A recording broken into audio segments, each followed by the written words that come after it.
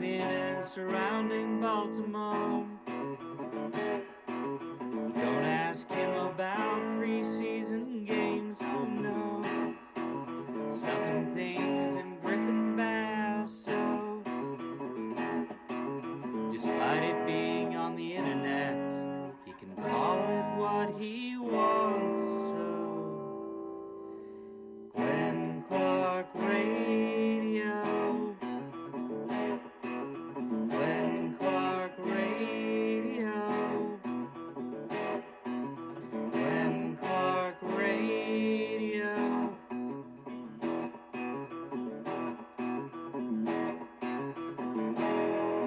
Duke sucks.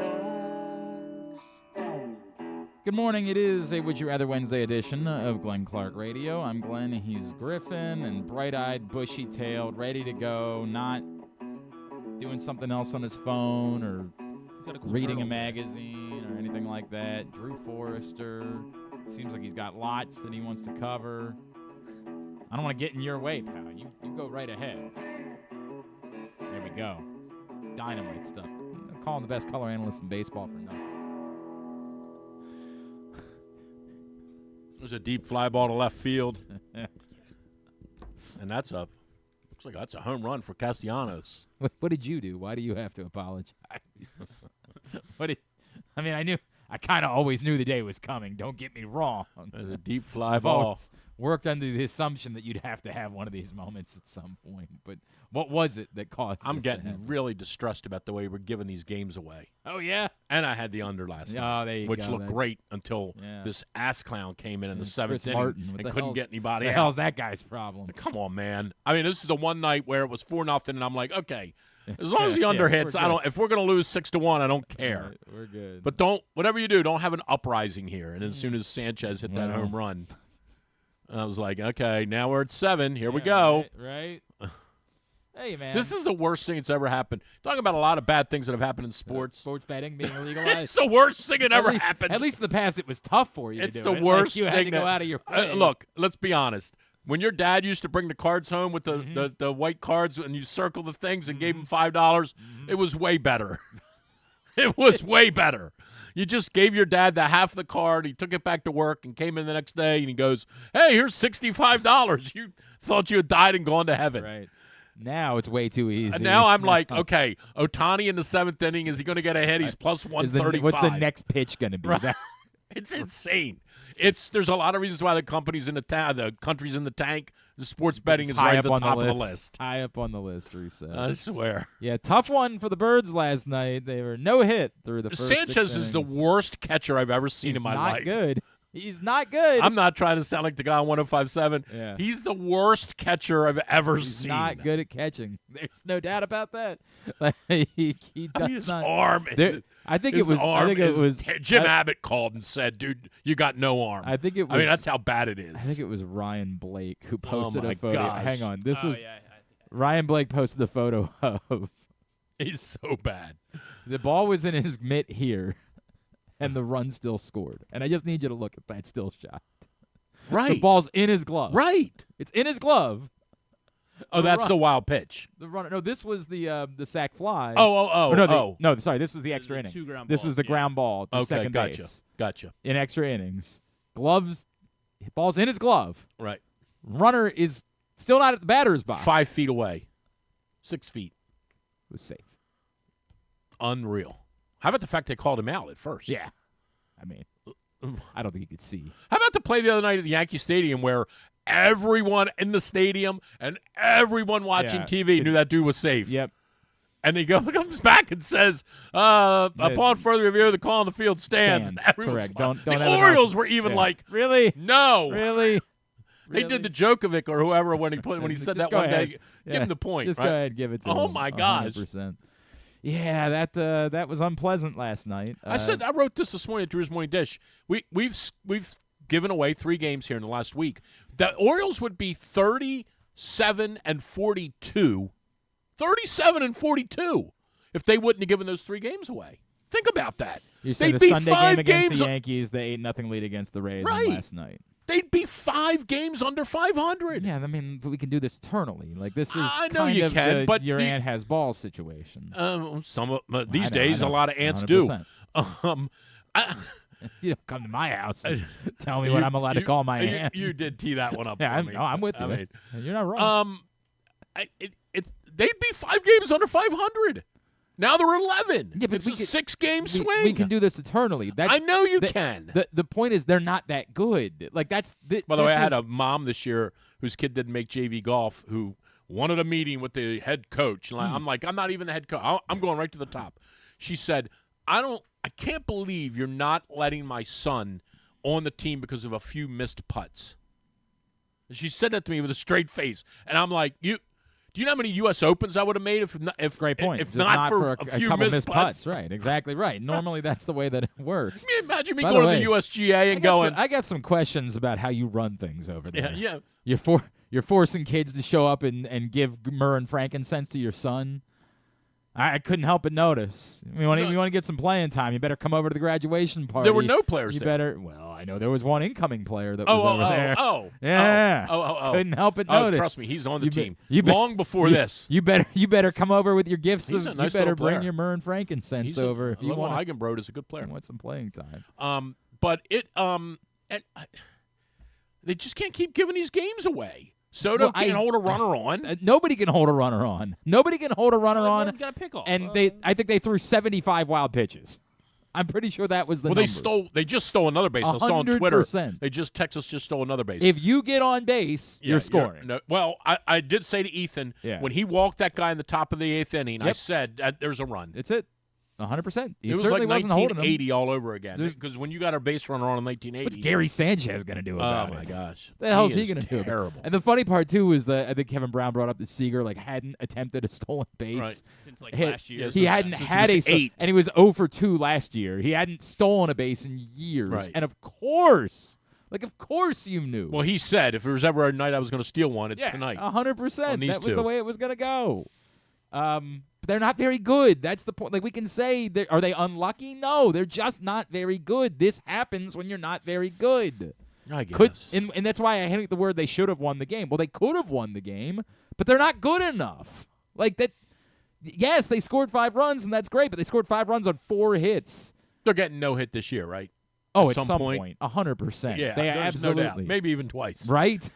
No And doubt. It almost would have been fitting if it had been Jacob Latz, Oh, who yeah, none of for us knew sure. was a For sure. human. Yeah, I mean, the guy before Clark Schmidt's yesterday. at least decent. Right. Yeah. Correct. He's a qualified major Yeah, league yeah, pitcher. yeah, for sure. This dude Yeah. last night was making, his 3rd start or something like 100%. that. No one knew he was. The manager said to him after 5, "You want to come out?" He's like, "Yeah, I think I should." Probably. They're like, "No, you know you got Yeah, to know no hitter hitter. going." It's like, I know I eh. do, but let me come out anyway. I don't think it's going to work out. Oh my gosh. Like, I just don't think that's going to be good for us. So, yeah, I don't know what to say, man. Like, they're not a good baseball team. When is Westberg coming back? Allegedly either tonight or Friday. Okay, and when's he getting hurt again? Sunday? Probably. Okay. It's sort of the way things have gone. Man, come on, I man. don't know what to say about that. He's Well, hey, man. well, you know what to say. You know, it was a tough. What? He's soft. That's what you want to do. You want to call. You want to do that bit. That's what who that's you what want to you be. said. I didn't say it. that. Oh, you didn't? You said you know what to say. I'm trying to figure out what it is that He's you're trying to injury say. prone. But you know, the good news is, as they always say in baseball, There's always tomorrow. and you're only as good as your next day starting pitcher. And Right. the good news is to go up against Jacob DeGrom Right. tonight. The Orioles get to send Brandon Young. Yeah, what's up with that? Good luck, Brandon. What's the story with that? Apparently, Tomo Sagano can't pitch every 5th day. It's too hot. And he didn't do it in Japan. They use 6-man rotation, so they're like, well, Sagano say too hot. We can't send him out there. Sagano no pitch today. I don't know if we wanted. I think that might be the type of thing that we don't do anymore. There's a fly ball. Yeah, you might want to go ahead. We don't say This it's might too be the hot. last time I put on this headset. You We might don't want say to go it's ahead too and do the hot. whole We don't thing. say that anymore. Just a lot of things that we don't do that we did at a Oh, different you're caught up time. in that. Hey, The look, president's saying the F word on 100%. CNN. Who cares? well, that's where you're wrong. I think we can say that word. The I think funniest that part word about is that okay. last night was the CNN. The girl Abby Phillip was so greatly offended by the use of the F word, they replayed it the next second and didn't censor it. They didn't. No, That's pretty funny. No. pretty funny. I'm watching it. pretty I'm like, funny. did you just let the president say What the is F-word? your obsession with watching that? It's so funny. I mean, well, you know what Do it you, is. do you want to do the job they offered me over You at know the what other it radio is. station? Yeah, well, yeah, I You want- will. I would. You know Okay. what it is. I got a little thing for Aaron Burnett. Oh, okay. I always forget about that. You know always- she's you from do. Salisbury, right? I didn't know that. She is. I did not know she Born and was raised in from Modelo Salisbury. Springs. How about that? How about it? Yep. Well, the Orioles, they'll send Brandon Young out the net against Jacob DeGrom and Yeah, speaking of dropping missiles. go get him, buddy. Right. Yeah, go. Go. You know what happened tonight. Oh, it's very reverse locking. yeah, tonight. It couldn't be six more and a reverse third, locking. 4 hits, Yeah. 2 runs. Yeah, Orioles win 7-2. I mean, like, but you say all that, like, it still requires you have to trust the other parties. Yeah, involved. he ain't the DeGrom of 5 years ago. I don't know, man. His numbers are really good this year. They're terrible, Rangers. Well, the Rangers, I don't think are very They're good. Although they do a good job of taking bases. Do a hell of a job. They get on base. They're going to score, man. They just don't hit. Need a win tonight. And then we got, Tampa? Yeah. Okay. Then we go back to Yeah, Jacob Texas. DeGrom this year is pitching to a 2.24 ERA and a 0.92 whip. That's pretty good. How many games? 12? 12? Yeah. 12, 13? He's 15. made 5 starts a month. Okay. Yeah. 15. Okay. Yeah, it's really good. All right, so we're getting no hit tonight. Quite possibly. But tonight might be a perfect game with 22 strikeouts. Yeah, right. Tonight might be the night where you see something you've never seen If before. there's at the 7 innings ballpark. scoreless against Washington 2 weeks ago. Okay, well, I threw 2 4 hits. innings scoreless against them. Boy, what happened to them? I don't know. Remember They were decent when like we 6 saw weeks them? ago. They were like, Yeah. man, there's a lot to like there. Well, James James Woods Woods, really they're good. really Yeah, terrible. right. Now they can't win a game. They're terrible. They're all fighting with each other. The GM's calling out the players. Have you Like, watched any of the Netflix thing about the Red Sox season last no, year? I told you I won't watch. Oh, that. okay. I'm almost to the All-Star break. Just Well, this there's a Red guy. Sox fan. This is what Makes happens. sense. Yes. No, it's Ever since Derek Lowe, he secretly loves the Red Sox. you're insane. I like Secretly. good sports TV. This is great sports You TV. and all the other sports hosts in town, This just is- Red Sox fans. Oh, is he a Red Sox fan? You don't remember the whole bit? No. Jason, I love you. Okay. Well, Jason, if you make your bed, you got to lay when in the Orioles were awful, somebody accused him of being an Orioles homer. He wrote a whole column for the Post about how he is a dyed-in-the-wool Red Sox fan. it. Yeah. Why? I thought he was from around here. Yeah, he is. Okay. Wrote a whole column for the Post Okay. about it, and Well, I mean, sure. Go ahead. it's. I mean, God love you. It's a Okay. whole, and no one. Has ever let him forget it? Oh, no one Okay. ever. All right, well, that's no one ever lets him forget it. Anyway, it's very fascinating, and the Durant story is very interesting because of all the stuff that he's going through. Netflix does a great job. Anyway, go ahead. Go ahead. Now you want to turn it back over to me? Back to you, Glenn. Back to me? Yeah. Back all right. to you. All right. So the Orioles lost. Back to you. Are you still not going to use the word collusion? You still going to choose not to? I'm missing something. Have you not been paying attention to the news? No, we dropped a bunch of bombs Well, over there that- and I mean, the taught those sport- people a sports lesson. News. No. I understand. To be fair, ESPN hasn't covered it once. Okay, what happened? Clue me in. You don't know, I really? honestly don't know. Mike Florio. Does this joined have us anything later to do on with the show. golf? No, it has nothing to do with Then I'm golf. out of the loop. So the 61 pages of the findings from the NFL's collusion hearing came Oh, out, okay. where it lays out in depth exactly how they colluded. And apparently the arbiter only let them off the hook because he suggested, but the teams didn't actually take the advice to collude, which is objectively Is this over the Kaepernick hilarious. thing? No, this isn't over the Kaepernick thing. This is over actually the DeShaun Watson contract, yeah, basically. the fallout from the Oh. Deshaun Watson contract. Oh, okay. 594 players got involved and created action about collusion. And But they're saying what? they Give me the lay skinny. out exactly how right after the Deshaun Watson contract, Okay. there was a meeting at the owners' meetings. Okay. I Where believe they it's dressed called, down Jimmy Haslett. It's called a Ha- council, Haslam. and I apologize for not knowing the name. This was something. This came from Mike Florio and Pablo Torre did a 1-hour episode Okay. diving into this. It's very difficult, and I should have It's a lot pulled of out legalese, right? bullet points from this. But at the owners' meetings, the council, whatever they call that, got together and said, we should not do this anymore. We shouldn't do fully guaranteed contracts. They have texts between Michael Bidwell and Dean Spanos talking about how important it was that Michael Bidwell didn't give Kyler Murray a fully guaranteed contract for everyone else. Okay. They have all of the evidence of collusion. The arbiter said, well, yes, but we don't think the teams actually took the advice. But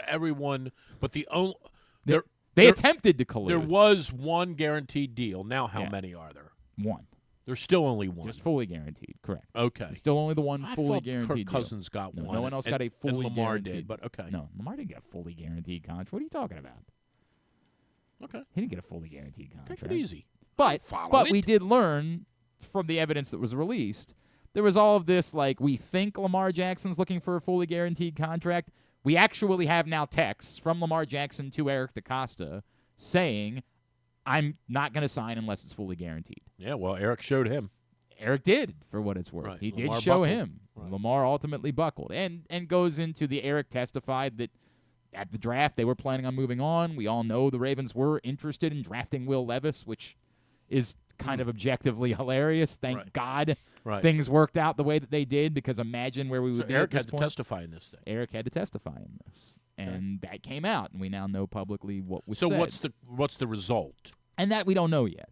And when Florio joins us later, we'll talk a little bit more about it. He said he didn't want to talk to you today. Yeah, I don't want to talk to him either. I don't blame him. So So there is no result yet. not yet, because we just got this. The word is that a bunch of players are exploring what their options are now, because apparently because they don't make enough money. because it was kind of a class. Yes, and neither do the owners. Obviously, those poor guys, right? Like, They're the owners. right? They're the winners in all of this. They're the ones. Because it was a class action lawsuit, they didn't get to have a full discovery period because they sped up the process. Because they were trying to stick it to the owners. So now, a player that wasn't involved with that could come through and say, I was in a car accident. I'm going to sue by myself, Right. and you're going to have to. Now we're going to get all the text messages. Right. Now we're going to get all the emails. Now we're going to put everything on the table. Right. Because what we have, But what's the end game? They just want a bunch of money. they want fully guaranteed. And they want the fully contract. guaranteed. Right. They want to be like contracts. baseball. That's what they want. Yeah, Yes. yeah, yeah. They want fully guaranteed contracts. Look, I've always said this about the guaranteed contract in general. Two or three things, and I'll tell you my collusion story. Mm-hmm. I don't think there's anything wrong with athletic contracts being fully guaranteed. I really don't. You've changed your tune on that. No. Well, let me finish. Okay. That said, I think the multi-year long-term guaranteed contract has really hurt baseball. And I always said that. So I was never against a contract being fully guaranteed. I was against the 7-year, $300 million. Doesn't matter if you hit 187, you still get paid. That's terrible. There is no business in the world where that makes sense. Baseball, sales, operations, CEO, it doesn't matter. I get it. It happens in a lot of places. It's terrible. Well, and I've always thought that. But doesn't- if you want to give a guy Right, it doesn't make. You say it doesn't make sense. You say it might not be good for the business, but it's certainly good for the person getting. But ultimately, it's not good for the business. Now, if you want to, and I'm just making it up, right? If you want to say, well, we're happy to give a 2-year guaranteed contract to you, to any player, make up your number. Mm-hmm. I couldn't care less. No problem. I do not dispute that if you sign up to play this September to play football, your money should be guaranteed to you. I agree with that. I get the whole, hey, they're making $700 million TV money. I get all of the dynamics of the money. Should be split up evenly, fairly. Totally get it. Giving someone 6 years, $300 million to play quarterback for you is stupid. It's just not cool. So, now, you can call that collusion. Well, wait, yeah. You know, It's not collusion unless you work together with somebody. If you collectively bargain, correct. If you're working by yourself, then who cares, right? The idea is this is supposed to be open competition, and so if you're working together, then it's not competition, and that's unfair I to think the it's other really parties. damaged baseball. So personally, what I would say back to you is, the flip side argument would be, right, but we are risking permanent damage to ourselves to play this sport. That's why you get $15 million. But that's sure. But every time we do that, we get hurt. The teams will always say, they will always 100% of the time, we'll miss you. That's the way it's going to go. Right. And so it requires, would be the argument, more guarantees, because you want us to play. I don't disagree you with that want us either. to play a game that involves us. Now, maybe the argument is it's guaranteed for injury, right? Like that's the caveat. You're right about that. Let's guarantee. We're singing the same song, as Biggie said in Juicy. Same crib, same number, same hood. Like we're doing. That's pretty good. It's not bad. It's not bad. I'm giving you credit. We're doing the same thing. We're saying the same thing. Again, all I'm saying is when you give, and I always do this with baseball, but you can put it in any sport, but something about baseball. But when you give a guy $300 million for 7 years, it's a joke. It's never going to work out in your favor. But if you want to say to the pitcher, we're going to give you 2 years, $60 million, and oh, by the way, if you blow your arm out, we're going to give you another 30. I get that. We're asking you to do something 35 times a year that the human body pretty much isn't made to do. But what you're suggesting is it sort of spits in the face of the free market and the concept of capitalism, which is if someone else thinks it does make sense for them, then they can do that. I'd rather just collude. There we go. Truth of the matter is, collusion works. There we go. Look, you want to know the new American way? Collusion works. Yeah. So here's how we colluded. Mm-hmm. I think I've told you the story. Yeah, I think you have. There was an upstart new indoor soccer league that played in the summer, and they wanted our players because there weren't enough soccer players. And I had my guys under contract to play for me and then work our summer camps, which that I don't even remember. I think the best we ever did was $150,000. But that $150,000 that we made in the summer, it was real money, right? Was huge, man. Yeah, I get it. It was gigantic. And my guys all of a sudden wanted to go play for this other indoor soccer league. And when I said to John Perry, John, how much you making? He said $2,000 a month. I said, John, how come I pay you $3,500 a month? Right. But you'll go work for them for $2,000 a month. I don't get it. Because he wanted to play soccer. And that's it. He didn't want to do the camps. That's he wanted it. to play soccer. That's it. Yes. Right? So we have this league meeting, and we all go to Canton, and it's an emergency meeting. Everyone's got to fly in. Owners, GMs, everyone flies in. Everyone flies into Canton, Ohio, and we get in this room, and we do small talk for an hour, and then the commissioner says, okay, everyone go out into the hall. Yep. Everyone go out in the hall. And we're all like, what's going on? Everyone walks out into the hall. We come back in. The tables where we were sitting are all turned upside down. And the legs of the tables are up in the air. And it goes around the room. And all the tables are upside down. And the owner, the commissioner comes walking out, and he goes, okay, everybody take off your sport coats. Leave your sport coats right here. Everybody leave all your briefcases here. Yep. You guys ready to go in? Yep. Ready to go? Let's go back in. And everyone's like, what on earth is going on? We walk in. He goes, turn the tables upside, put them back up, and let's talk. Yep. Closes the door, and nope, he goes, there's no microphones here. There's nothing's being recorded. They're just having a conversation. I'm going to say this one time and one time only. Do not let any of your players go play in that league. Yep. And if you let them go play in that league, I'm going to fine you. Yep. We all got it? Good. Everybody hear it? All right. Ready to go around the room. Yep. Cleveland. You got it? Yep. Say yes. Yes. Got it. Baltimore. Got it? Yes. Are you sure we're past the I think we are. Are you sure? I'm pretty sure. I don't want to. No, we're good. And if not, I don't even care. Buffalo. We got it? We got it. Oh, this has been argued. This has already been to court. Oh, yeah. Oh, yeah. Oh, because the players all knew. Yeah, of course they knew. Players all but knew. it's sort of the same thing. We all watched the absurdity of this when the Lamar Jackson thing was going. It gets better. The Atlanta Falcons said, we'd rather have Desmond Ridder as our quarterback. And we were all like, I bet that's not collusion. Yeah, right. I bet they just really think Desmond Ridder is a better option. So Danny Kelly called me in the summer.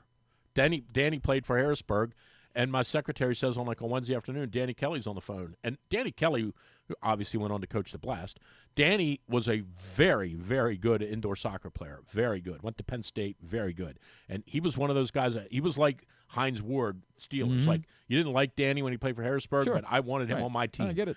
My secretary's like, Danny Kelly's on the phone for you. I'm like, what? Hey, Danny, what's up? Hey, what's up, Coach? How are you? Good. Hey, I'm just wondering what your plans are for next season. I'm a free agent. And, again, back in those days, those two words in that league didn't really exist. Right. They did, but they didn't. And he goes, I'm a free agent, and I would be interested in coming to Baltimore. I said, well, Dan, what are you looking to make? And I honestly don't remember what he said. He might have said $4,000 a month. I don't even remember what he said.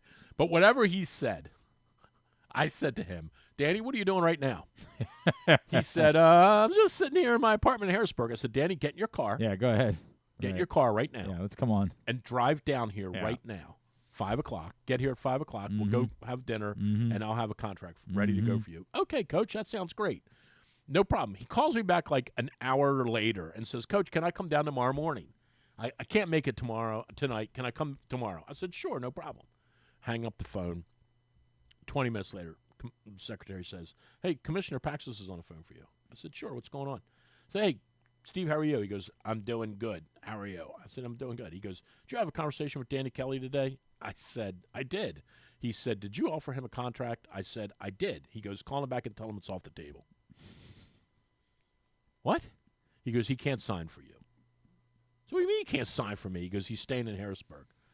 I said, he doesn't want to stay in Harrisburg. He's a free agent. I'm He not sure if said, you heard. Yeah. I know he doesn't want to, but he is. And that was it. Pretty good. That was it. I That mean, was- to be so fair, here's- the NBA did the same thing with the Lakers and Chris Paul. But listen, Like, but listen, here's the charming part about it. It wasn't discreet. It was very obvious. Like, and the good news is I knew I was never losing any of my free agents. So when they came to me and said, if you don't give me $4,000 a month, I'm leaving, you know what I said to them? yeah, right. I think you should Yeah, do go that. ahead. Right, you go right ahead. 100%. I think We'll see how that works out I for think you. you should Yeah, do that. We'll right. see how that But plays out anyway, for you. so The collusion part of it, they're going to they do it more fancy than we did in, Yeah, in probably soccer, a bit more. But we're still doing the same thing. Well, but they also kind of openly admit that they're colluding. But the Falcons thing is probably Exhibit A. Yes. And this is why a lot of times when people say, you got to be careful what you say to the media, professionals go, who gives a rat's But ass? look, this kind of started with Steve Bisciotti said after DeShaun Watson gave him the contract. This started with that Steve wasn't a good Bisciotti idea. saying, like, well, we don't need to play that game. Right. Like, he's laying the foundation. Right, for sure. When you say we, that's who's getting brought. we? That's getting brought up again. right? Like, When the Falcons say, "Yeah, we don't know if we really need a quarterback like Lamar Jackson," correct.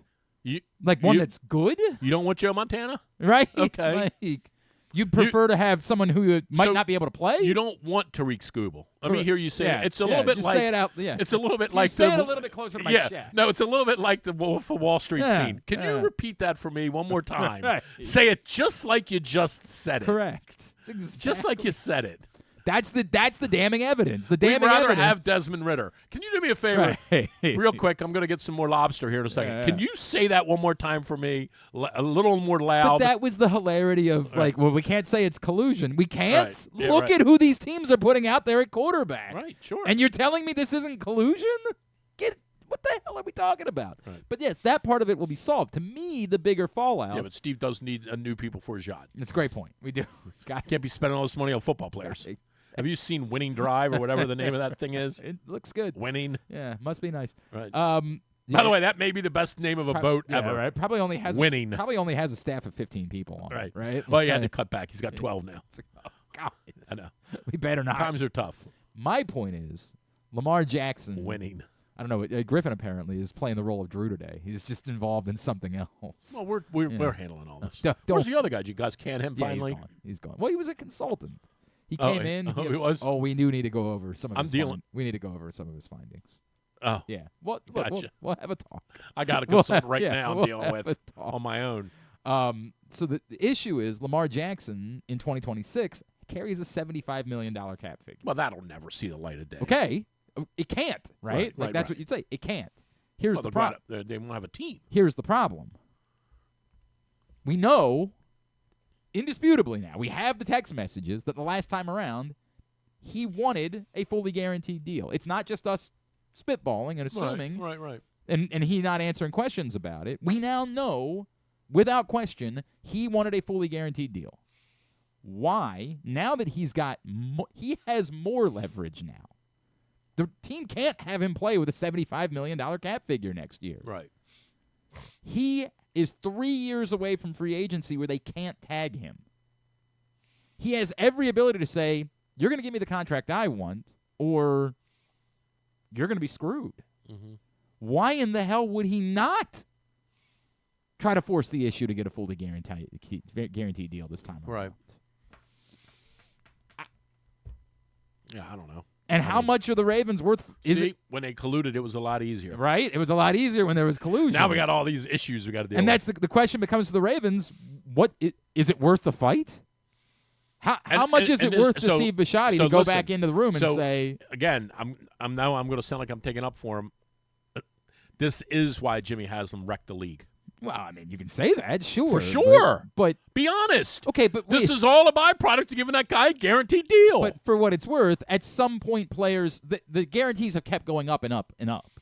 At some point, I totally understand that. A quarterback-desperate team with the opportunity to get a quarterback was going to be willing to do this because the league exists in if you have a quarterback, you have a chance. If you don't have a quarterback, you have no chance. At some point, this was going to happen one way or the other. It just so happened to be the Browns and obviously the worst possible choice of a quarterback to give a fully guaranteed deal to. But it was going to happen at some point. I mean, but you caved in. And when you cave in, this is what happens. Okay, so now what do the Ravens do? Is it worth the fight? Take Desmond Ridder. They wanted Will Levis the last time. They got Cooper Rush. They were going to wreck their franchise. Oh, my God. I love Eric. Yes. But Eric, really? Like, that was going to be the way that it was going to go. Eric, really? Right. And we give him a lot of credit because he's done a lot of really good things. He said that over Coward Hall that night when I had him in for the Q&A. He's like, we were all set. We were going to draft Will Levis, and everybody in the room was like, oh, my God. Right? Like, you start thinking that was your best. That's where this franchise was headed. That was your best swing? That was where everything was going. I would just keep what's his name in there, Bo Huntley or whatever his name was. Oh, Bo Huntley. Exactly right. Yeah. What was his name? Tyler Huntley. Oh, Tyler Huntley. What did I say, Bo? It was Bo Huntley. What was the name of the guy from Draft Day, the movie? What was that guy's name? It was Bo something. Bo Callahan. Bo Callahan. Okay, well, that's that was close. You just put two guys No, you're thinking of Tommy Callahan. Yeah. You know, that's like the 30th anniversary this year? Is it? There's a whole event in Sandusky. You want to go? I had my Callahan Auto Parts T-shirt on. Every time I wear my Callahan Auto Parts T-shirt, someone says to me, "Dude, love your shirt." Well, of course. Oh, it's amazing. Of course they do. It's amazing how many people know what Callahan Auto Parts is, even though it didn't exist. You and I should do this. Okay. And I don't ever recommend you and I going anywhere together. Okay. I don't think I've ever. It's been a long time since you and I took a trip. Well, every time we went somewhere together, there was always something happened. This is something weird happened. We got in a fight with the owner. Yeah, there was 3 times. Yeah, there were a lot of those. Yeah, that was a regular occurrence. Oh, I got to tell you what happened the other day. Oh. This is so funny. Yeah, this is funny. Hang on. August 7th through 9th. I can't go, but go ahead. Sandusky, Ohio. Okay. Tommy Boy Fest. What? I may have to cancel what I got. Let's go! I got something else going on, but tell me about it. What? Okay. To celebrate the 30th anniversary of Tommy Boy, we're throwing a weekend-long party in the city where it all began, Sandusky, Ohio, home of the fictional Callahan Auto Parts. From August 7th through 9th, 2025, downtown Sandusky will host outdoor movie screenings, live music, a classic car show, look-alike contests, a Tommy Want Wingy throwdown, oh my God, a sights not seen in the movie scavenger hunt, and more. Director Peter Siegel will be here in person with the actual car from the movie for a special Q&A and photo op. Let's go. You have to go. What are we doing? I wish I could. I got something else. What the hell are you You're golfing? I know. You can golf. You literally golf 370 days of the year. Well, I can't. This is a big one now. What's this one? Man. Which one is this one? Well, the one I play out in Hagerstown. Why is that one more important? It's just, it is. Man. You played in the U.S. Senior Open. How is the Hagerstown mid-sectional? That is that is funny. Like, how is that the important one? You always go back to your roots. That's pretty funny. Now, if Chris Farley were there, I'd go. I don't think that's possible, but hologram maybe. Oh yeah, man. Right. Let's go. What are you doing? So anyway, I go over to Caves. So on a 1 to 10 scale, back in the old days when we were employed, we still have to do our segments. I know. Well, I don't have a hard. Mom, I'm done with my segment. So, scale of 1 to 10 back in the old days, the 1 being the owner loved golf, and the owner thought it was the dumbest thing in the history of the world. Mm-hmm. Where was he on a 1 to 10 scale? Like a negative 74. I mean, yeah. And in fact, here's a straight shoot. He would text me about what a problem it was for the company that you spent so much time golfing. Right. Which is ironic because that's where you were making sales. That's right. where you were. It's the only way I could ever get anybody to buy anything. So I pull into Caves Valley on Monday for BMW Media Day. I'm taking my bag and putting it on the golf cart, and I see him walking in. Of course. And I'm thinking to Was there free food? Well, of course, but I'm That thinking thing. to myself, Come well, on. no, that was different. It was Oh. better than that. Oh. I'm thinking to myself, what on earth would he be doing here? Like, this would be like me going to a Beatles press conference. Like, what are you doing here? And then I go in, and I realize what he's doing, right? There are people there. Mhm. He's Right. trying to get business, which Yes. I totally understand. So he's there under the auspices of BMW Media Day, and he's there. I'm there for golf. He's there to try to drum up some business. Mm-hmm. Hey, run I'm some. sure everybody run was some- very excited to run see some him. commercials for you. Yeah. But I get that. It's a totally. Yes. It makes total sense. The press conference starts. Patrick Cantlay comes on Zoom call. Oh, okay. Patrick Cantlay He comes won on. the last he won it, time was they there. played at Caves. He comes on. He talks for about 10 or 15 minutes. And as he's talking, I look over to my left, just kind of casually. Stan was there. John was there. Mm-hmm. I look over casually to my left, and I see him get up. And he gets up and he leaves. In the middle of Patrick Cantlay talking, he gets up and leaves. What were you supposed to do? Cover the event? Is that what you were? And I look back, and he's gone.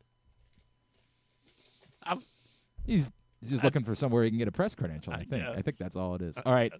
We got to do quick versions All of right, it. let's go. Go ahead. Let's hit the music.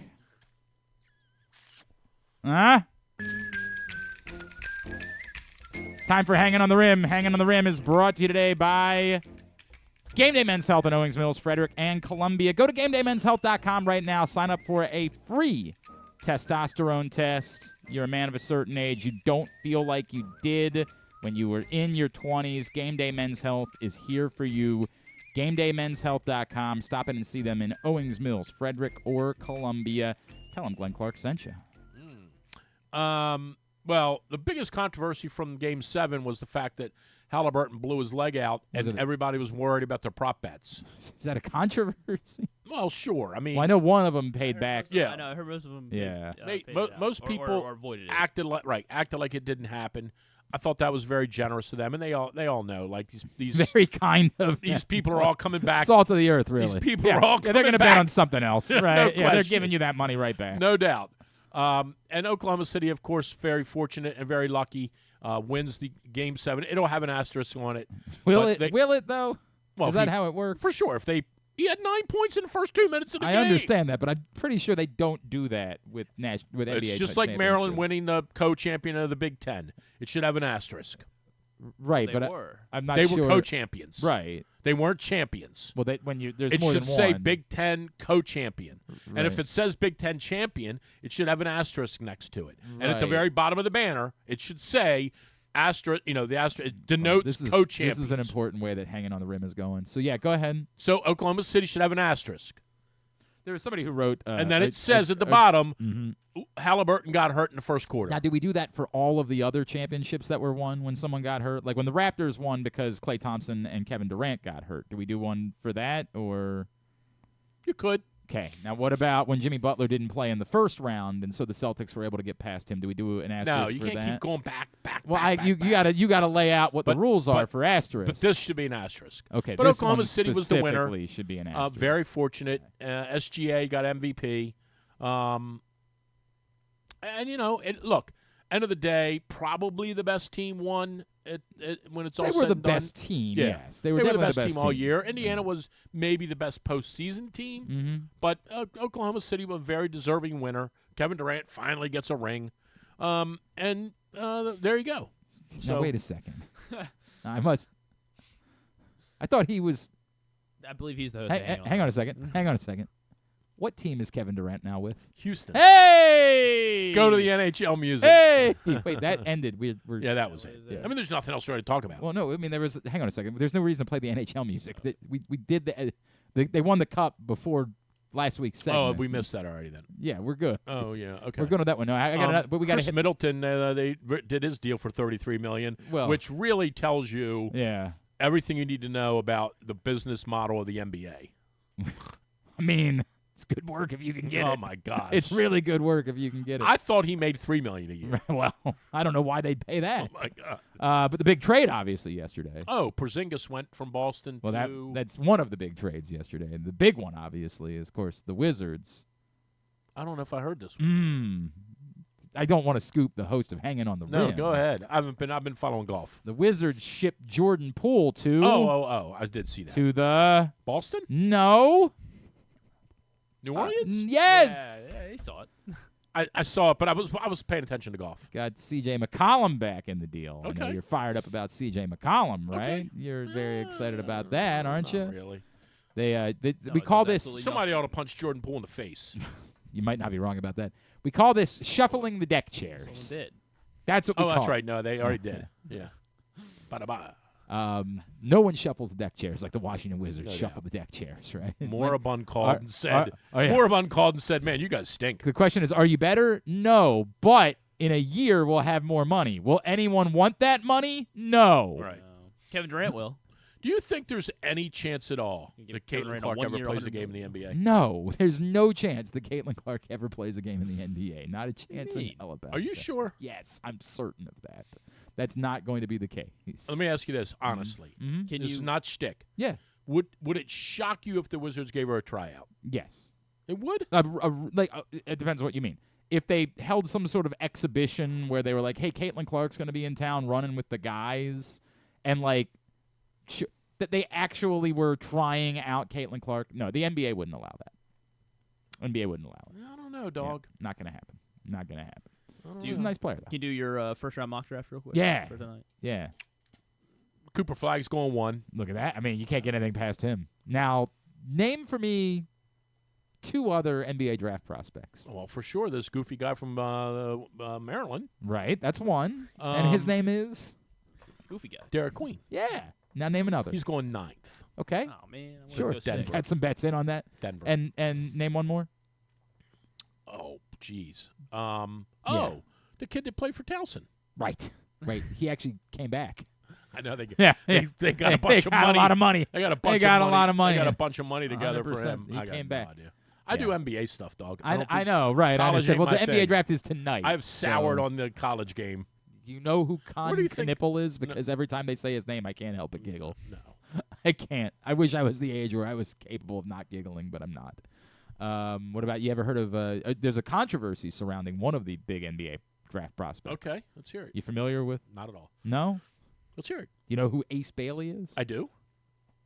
He is. I played at Rutgers. Look at you. Look Come at you. on, dog. Oh yeah, he didn't Ref- score 20 points that one Re- game. yeah, right. Yeah. Well, Drew's still Trust me, pissed I about it. know all about it. Refuse to do any private workouts with Okay. teams. Refuse to. Okay.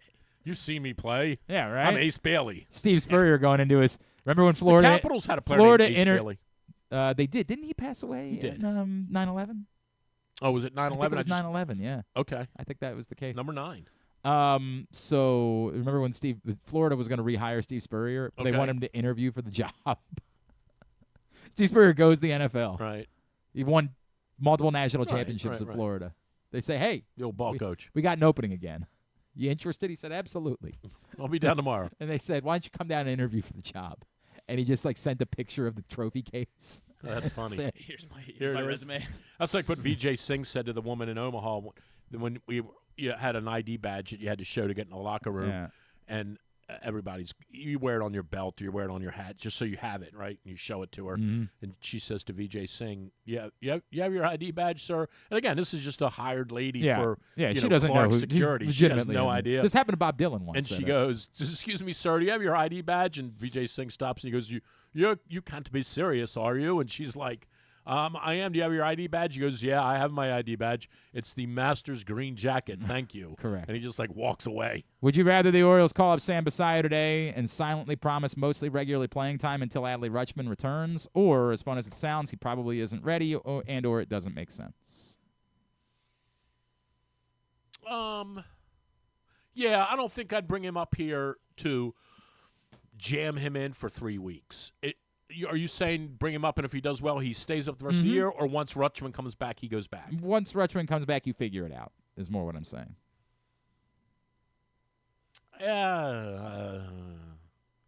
I don't know. This Chomp guy's pretty good. Oh, it's a hell of a player you got there.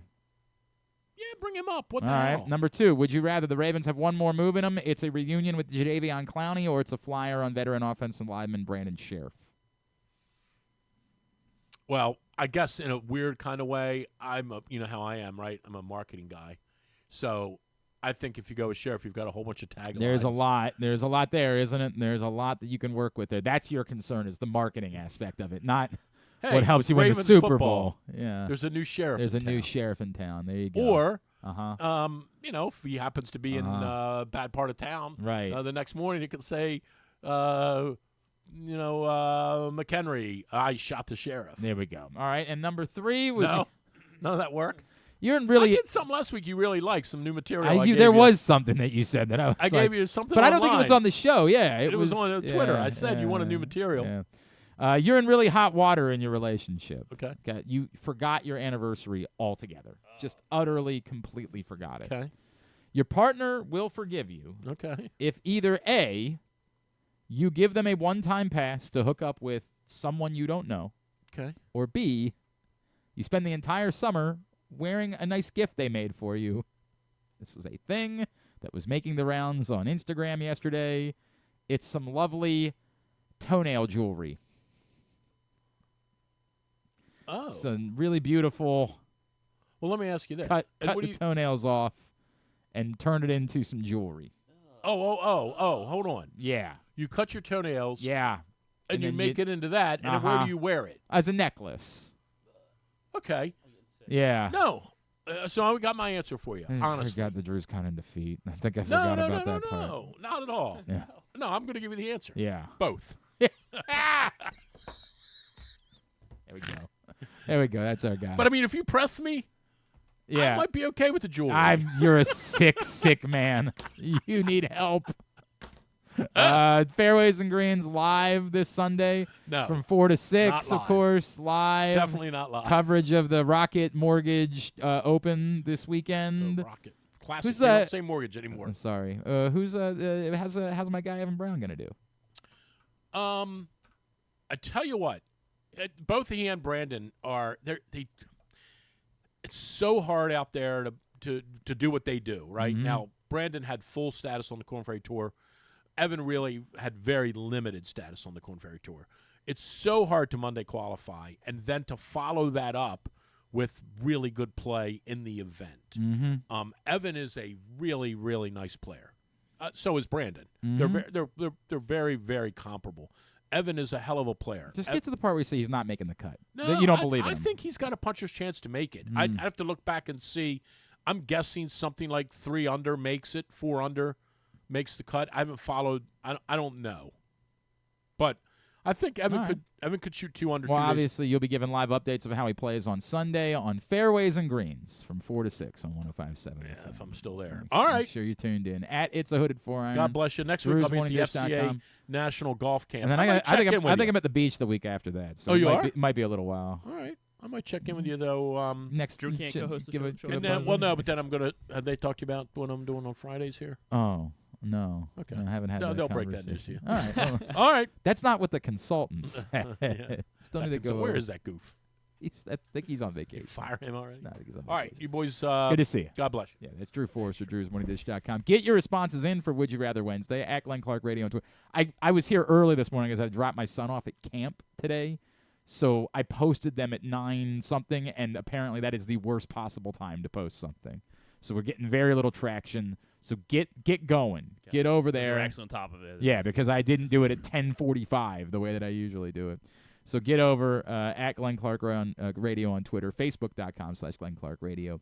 Get your responses in for Would You Rather Wednesday. You want to give yours real quick? You want to tell everybody what you would Not say? the toenail thing. What was the options in the toenail thing? It was either a one-time pass to hook up with someone you don't know. I have to get that's my. You have to give that to your partner. You have to say Okay. to your partner, you can go have a romantic rendezvous, an evening, a indecent proposal, but someone you don't know. Okay. Or Or I wear. you wear that toenail I jewelry. wear their toenails. Yeah, you wear their toenails for the rest of the summer. This is bad. Yeah, it's not great, is it? It's really not great.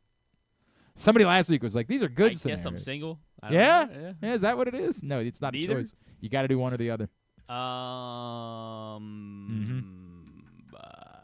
How long do I have to wear the toenail jewelry? The summer, the entirety of the summer. But I like. Nice and warm outside too. Yeah. But that'll smell nice.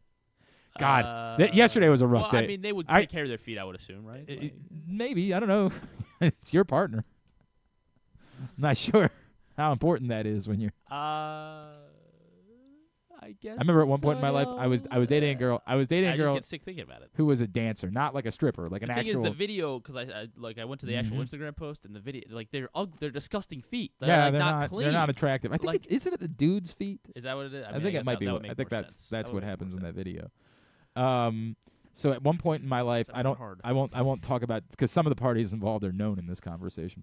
At one point in my life, I was dating a girl who was a dancer. Not, and I mean this. She wasn't a stripper. She was she was in the dance troupe or whatever. Okay. Like she was like the way that teams have dance teams. Okay, got it, right? got Like it. she was that type of dancer.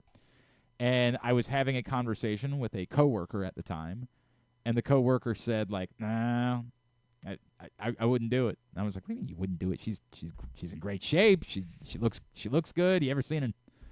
At the time, I'd never really seen an unattractive dancer. I guess I've seen a few more of those in recent years. Like she's very good looking. Like what? Why wouldn't you date a dancer? And this person said, "Look at their feet." And I said, Because they're that mangled. "Huh?"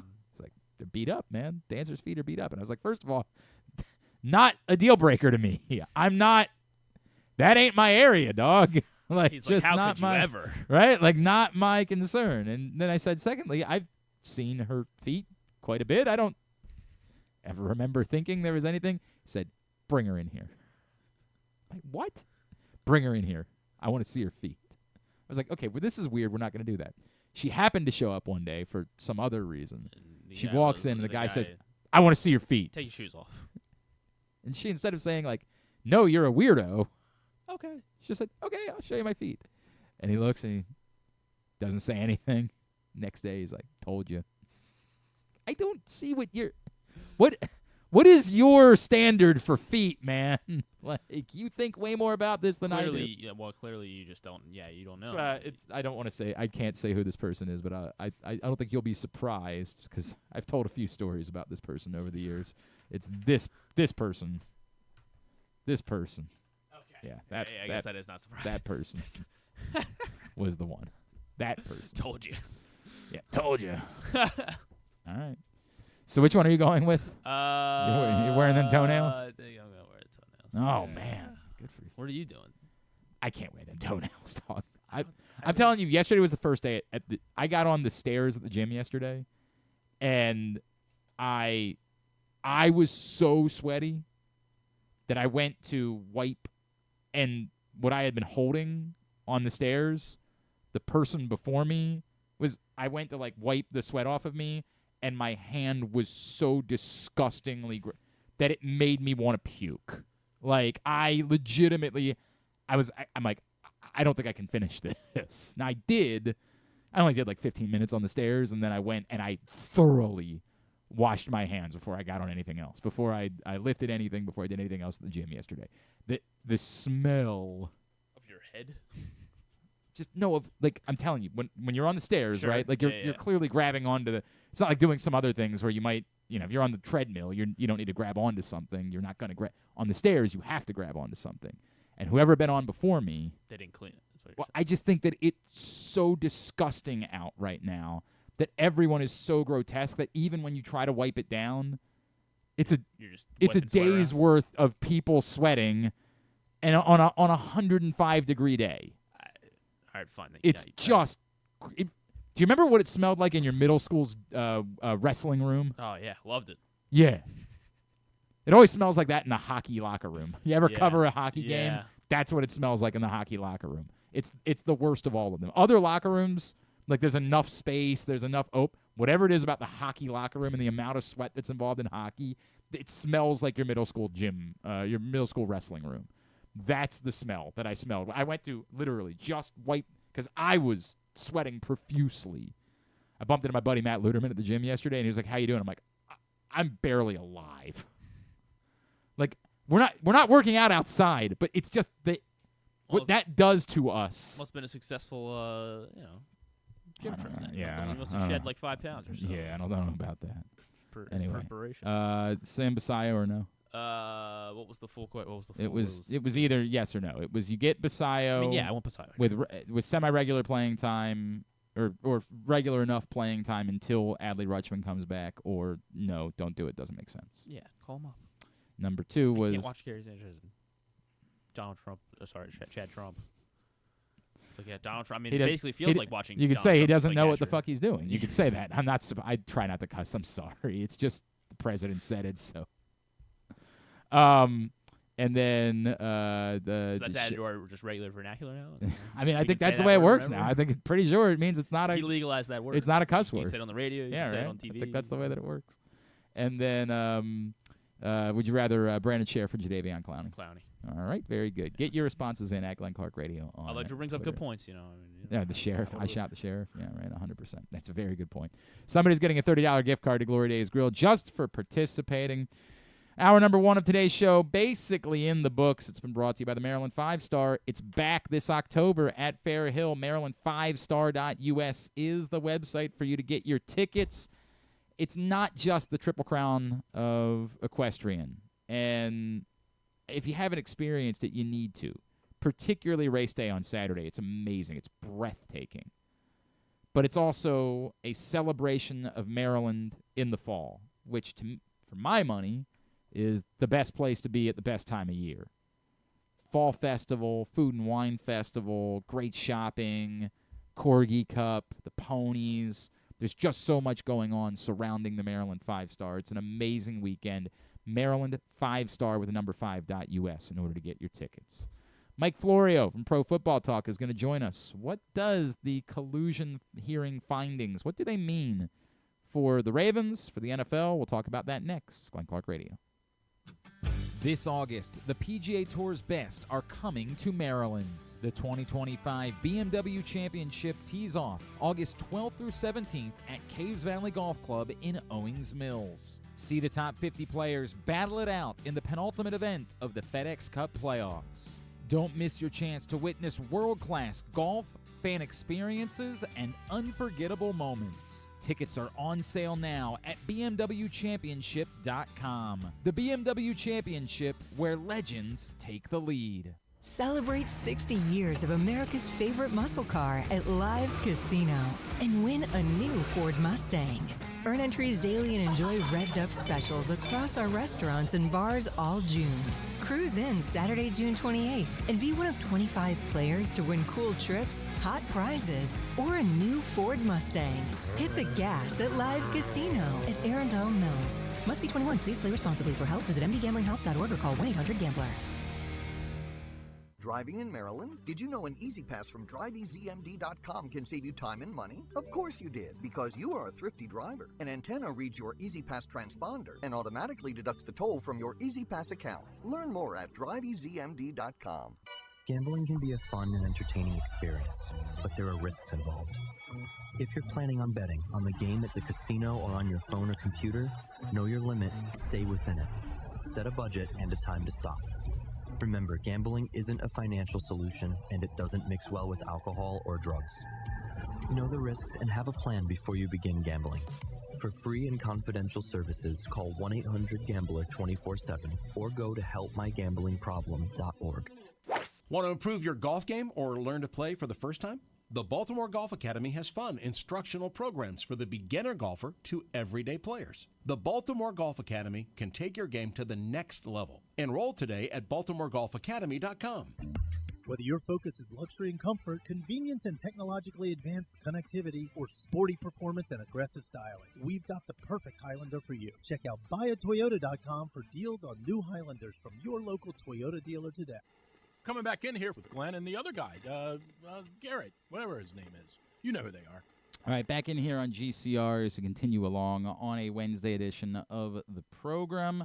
If you missed Sam Charles, Ross Grimsley, and Shane Turner, the manager of the Hagerstown Flying Boxcars. You can go right now to Facebook.com/PressBoxSports. Click on the Videos tab. Go to YouTube.com/PressBoxOnline or PressBoxOnline.com/video. Stand shows, as always, brought to you by the Costas Inn. And the brand new Costas Inn now open in Timonium at the racetrack. Everything you love about the original Costas Inn. The only exception is they don't do steamed crabs, the new Costas Inn, but everything else from the menu that you love, they've got it there. And when you walk in, you're going to feel like you're at the Costas Inn, which, of course, is a Baltimore institution. So get over and check out the brand new Costas Inn. Had to do this a little bit earlier on because of his schedule, but let's talk a little bit more. Been a very interesting week and might mean a good bit to, what's coming in the future for the Baltimore Ravens. Mike Florio, Pro Football Talk here on GCR. Well, this man has been very busy the last couple of days. Of course, you saw, starting on Pablo Torre's show, how everything unfolded related to this collusion information. And he has been covering every aspect of it at Pro Football Talk. He is, of course, Mike Florio, and he is with us again this morning on GCR. Mike, appreciate it, man. I know you're a busy guy these last couple of days. Thanks for squeezing us in. It's funny. This is the slow time, supposedly. Yeah. This is our 6-week hiatus from my morning show, PFT Live. I find myself busier during the hiatus than I am when it's not the hiatus. I want to cover a lot of this, but can I start micro and then go macro? Because, Mike, to me, what I think is most pressing in our city is now knowing what we know about how this went down with Lamar Jackson. My question becomes, next year, he's got a $75 million cap figure. The Ravens have to do something there. He has all of the leverage, knows that if he doesn't move his contract, they're screwed, and in 3 years, he can't even be tagged again. Why wouldn't Lamar Jackson be saying, hey, we're going to talk about a fully guaranteed contract again because now you might have no choice? Well, you're absolutely right. And even though the Ravens have in the existing Lamar Jackson contract the ability to restructure, to shrink that cap number, that just kicks the can and makes the cap number in future years bigger, and the ultimate cap number they'd have to take if and when he leaves the Ravens even more crippling. So there's still plenty of cap dollars from this current contract that need to be accounted for. They've already begun talking about a potential extension.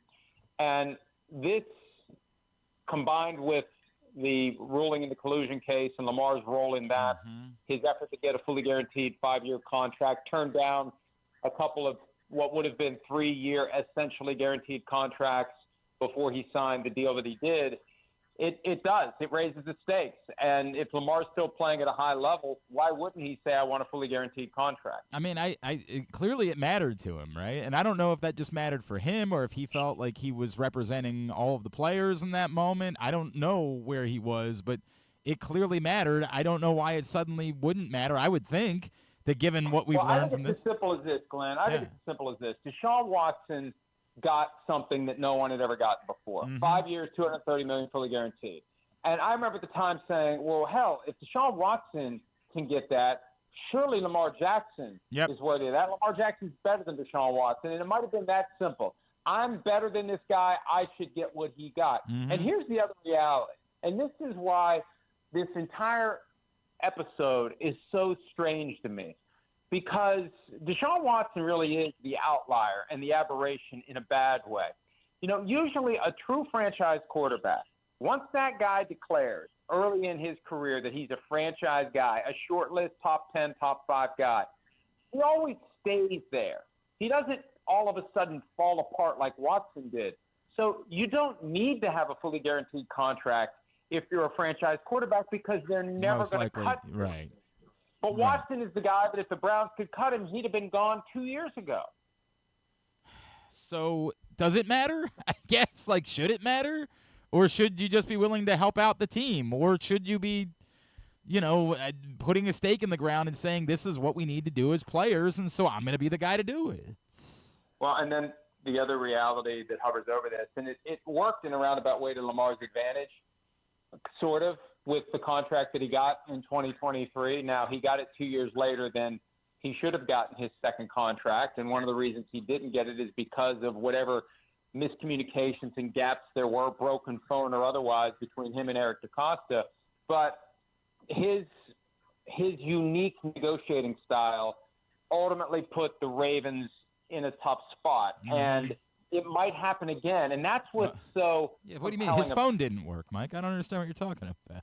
But that's what's so compelling about this, because every other player, there is a predictable rhythm and pattern to negotiating a contract. With Lamar, you have no idea what to expect. And I don't know that he's done it intentionally, but that's part of what the Ravens have to deal with. And it, I think, creates a ton of trepidation and uncertainty because, yes, he may be carrying the injury risk for a little bit longer. And, yes, he may not be getting a deal done when he should have gotten a deal done. But at the end of the day, you're going to be in checkmate.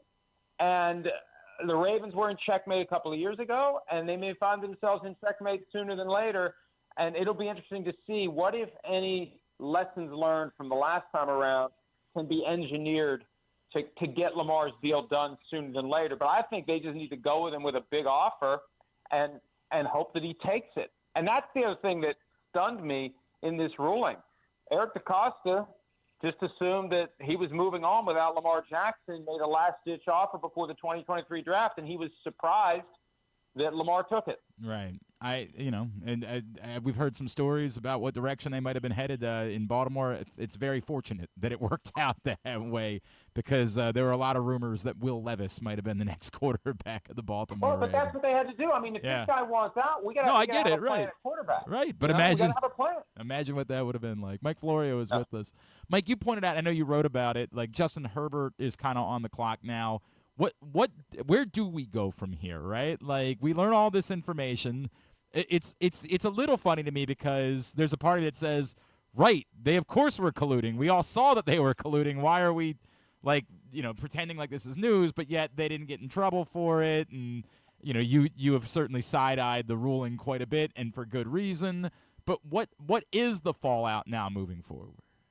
Well, that all depends. And I've heard from multiple people who interact regularly with players that multiple players have begun to explore what their options might be. And Herbert would be the perfect plaintiff moving forward. Now, whether that's against the league or against the union, that remains to be seen. And one of the weird things about this collusion ruling, it started as a case brought on behalf of Lamar Jackson, Kyler Murray, and Russell Wilson. At some point, it expanded to include 594 other players. I don't know whether or not one of those players was Justin Herbert. If so, the NFL would say, hey, you can't do anything, Justin. Your claim got included in the thing that was ruled upon, and the finding was that the owners didn't collude, even though I think that ruling is wrong. The problem is this. Justin Herbert never got a chance to engage in full discovery. That's the lawyer word for finding stuff out. What do your text messages say? What do your emails say? All we know is Dean Spanos, the owner of the Chargers, congratulated Michael Bidwell, the owner of the Cardinals, after Bidwell managed to keep Kyler Murray from getting a fully guaranteed contract. And Spanos said in the context of that conversation about Murray not getting a fully guaranteed contract, this helps us with our quarterback. We don't know what Dean Spanos may have turned around and texted to coach, GM, his sons who work for the team. We don't know whether or not there's a smoking gun in there that says something along the lines of, hey, the league doesn't want us doing fully guaranteed contracts, so we better set this Herbert thing up so we don't do a fully guaranteed contract because we don't want the league up our butts. We don't know that because that case wasn't fully developed. That's the problem with lumping 594 other players into this without fully developing their cases. We don't know what might be out there. So I think the league has potential exposure. I think the union has potential exposure. And the question becomes, how aggressively will the players pursue this? And, hey, now that the cat's out of the bag, these are things that the people who were hiding this ruling need to worry about. Can we presume that the league would not be interested in going down that road and would attempt to, settle some? I don't even know what a settlement would look like in a case like this. I think that the league would probably feel emboldened to fight and fight and fight some more. This is the second straight year that they've had a legal case that had billions of dollars at stake that they've found a way to avoid. Now, they still may get whacked in the Sunday ticket antitrust case, but they had a $14 billion, not million, plus liability that was wiped away with the stroke of a pen by a judge last summer. That's pending on appeal. But if this case had gone the other way, and I think it should have gone the other way, they basically were found to have their hand in the cookie jar, crumbs all over their shirt, a mouthful of cookies, and because the owners who testified in this hearing said to the arbitrator, we're not eating any cookies, he believed them. Right. So they got very lucky there, and I think they'll be inclined to keep fighting. It's just such a weird thing. We all know they collude. Right. They're not allowed to collude, and when we're faced with proof of collusion, people are just inclined to shrug. Why is that, Mike? Why do every time you bring up the word, it's you got to be very careful saying that word. Like the definition of the word just includes it could just be it's done in secret and working together. Like why is it that we're so terrified of just saying, "Hey, this is collusion"? Well, I don't know whether some things that went on with national politics a few years ago have caused people to not really understand what that word means or to associate it with something that is misguided or a conspiracy theory. All it means is coordination. Right. And the example that I've been trying to use with people is this. Do you think the CEO of Coke calls up the CEO of Pepsi and compares notes on what they're paying their key employees? Do you think they do that? I don't think so. Yeah, these are competitors. And see, this is where the whole concept of competition versus involvement in a league becomes, I think, blurred. Mm-hmm. The reality is this, and this goes back to a Supreme Court case from 2010. It's the American Needle case, and it's a huge case from the NFL's perspective because it stands for the idea that the 32 teams are independent businesses that cannot act together. They cannot come together under the umbrella of the league and violate the antitrust laws. And the reason that as to the players, they're allowed to have a draft and free agency and franchise tags and all the things that restrict player movement, they've all come together in what's called a multi-employer bargaining unit. So they get an antitrust exemption for that. But then once you have your CBA, you're supposed to compete. There are things within the confines of the CBA that you're not supposed to come together and collude upon. And one of them is, hey, guaranteed contracts are available to players. If I want to give somebody a guaranteed contract, I give them a guaranteed contract. And I don't care if it impacts one of my competitors. Tough crap. Right. Deal with it. I'm doing what's right for me. You do what's right for you. The idea that business and sports competitors are comparing notes on what they're going to pay key employees is collusion on its face. But, yeah, we just expect them to do it. That's where this great disconnect is. We expect them to do it, but they shouldn't be doing it. Well, and it's to your point, the existence of the council itself is kind of proof. Like they are legitimately working together, and a guy who works for all of them is in charge, who has to, go get the opinions of every single one of them. Like that in and of itself is kind of the definition of collusion. And there's a passage in the 61-page document where John Mara, who's the head of the Management Council Executive Committee and has been for years, says, well, I would never pretend to tell the Cowboys how to go about doing business. I would never, these are my competitors. Then why are you there? Right. Why do you have a management council? Right. Why is there a process in place to herd 32 cats? Because that's what they're doing. Yep. And the idea that days after DeShaun Watson gets a fully guaranteed contract, just days after that, and the league is on fire with this idea that the Browns crossed this threshold and gave DeShaun Watson a 5-year fully guaranteed contract. They have a meeting in Palm Beach, and they make a presentation to the owners and other officials from the teams that we have to restrict guarantees in these contracts. And that is established that it happened. The arbitrator found that it happened. How in the hell does that result in a finding by the arbitrator? We think the teams didn't comply. We think the teams didn't do what they were told to do. And then when you look at the contracts one after another, right, first one up, Kyler Murray, not fully guaranteed. Yep. Russell Wilson, not fully guaranteed. Lamar Jackson, not fully guaranteed. And now they held it's the rope broken. tightly enough to keep it from spreading. It's broken 100%. Mike, we could probably talk about this topic for hours, but I know you need to talk about it in like 75 other places. In the meantime, of course, everybody also knows you're an author, and a really unique opportunity right now for people to pick up the books at a very favorable price. 99-cent ebooks, Father of Mine, Son of Mine, great summer reads. They are priced to encourage people to read them. You will enjoy them. I guarantee it. I will send you $1 in the mail if you buy it for 99 cents and you don't like it. So you can actually make a penny on this offer. But I will insist that you convince me that you read it. You have to read it and say, I don't like it, before you'll get the $1 back. And I know when people have read it and when they haven't. I know. So like a little maybe mini book report of some sort? Yes. Okay. Cliff notes. I appreciate that. You convince me you read it, and then if you truly didn't like it, I'll send you $1. Well, look at that. I mean, you can't beat that with a stick. I would get on that immediately. Mike, everybody knows where to find you. Pro Football Talk, ProFootballTalk.com. Always appreciate you taking the time for us. Thanks so much for hopping on. We'll talk again real soon, all right? Thanks, pal. See you. That's Mike Florio from Pro Football Talk. Again, we can be dismissive of this and say, well, this doesn't really impact anything. And at the moment, maybe it doesn't. But I remember every day when we were doing the goofy Lamar meter bid, every day we were having this conversation. Thank you.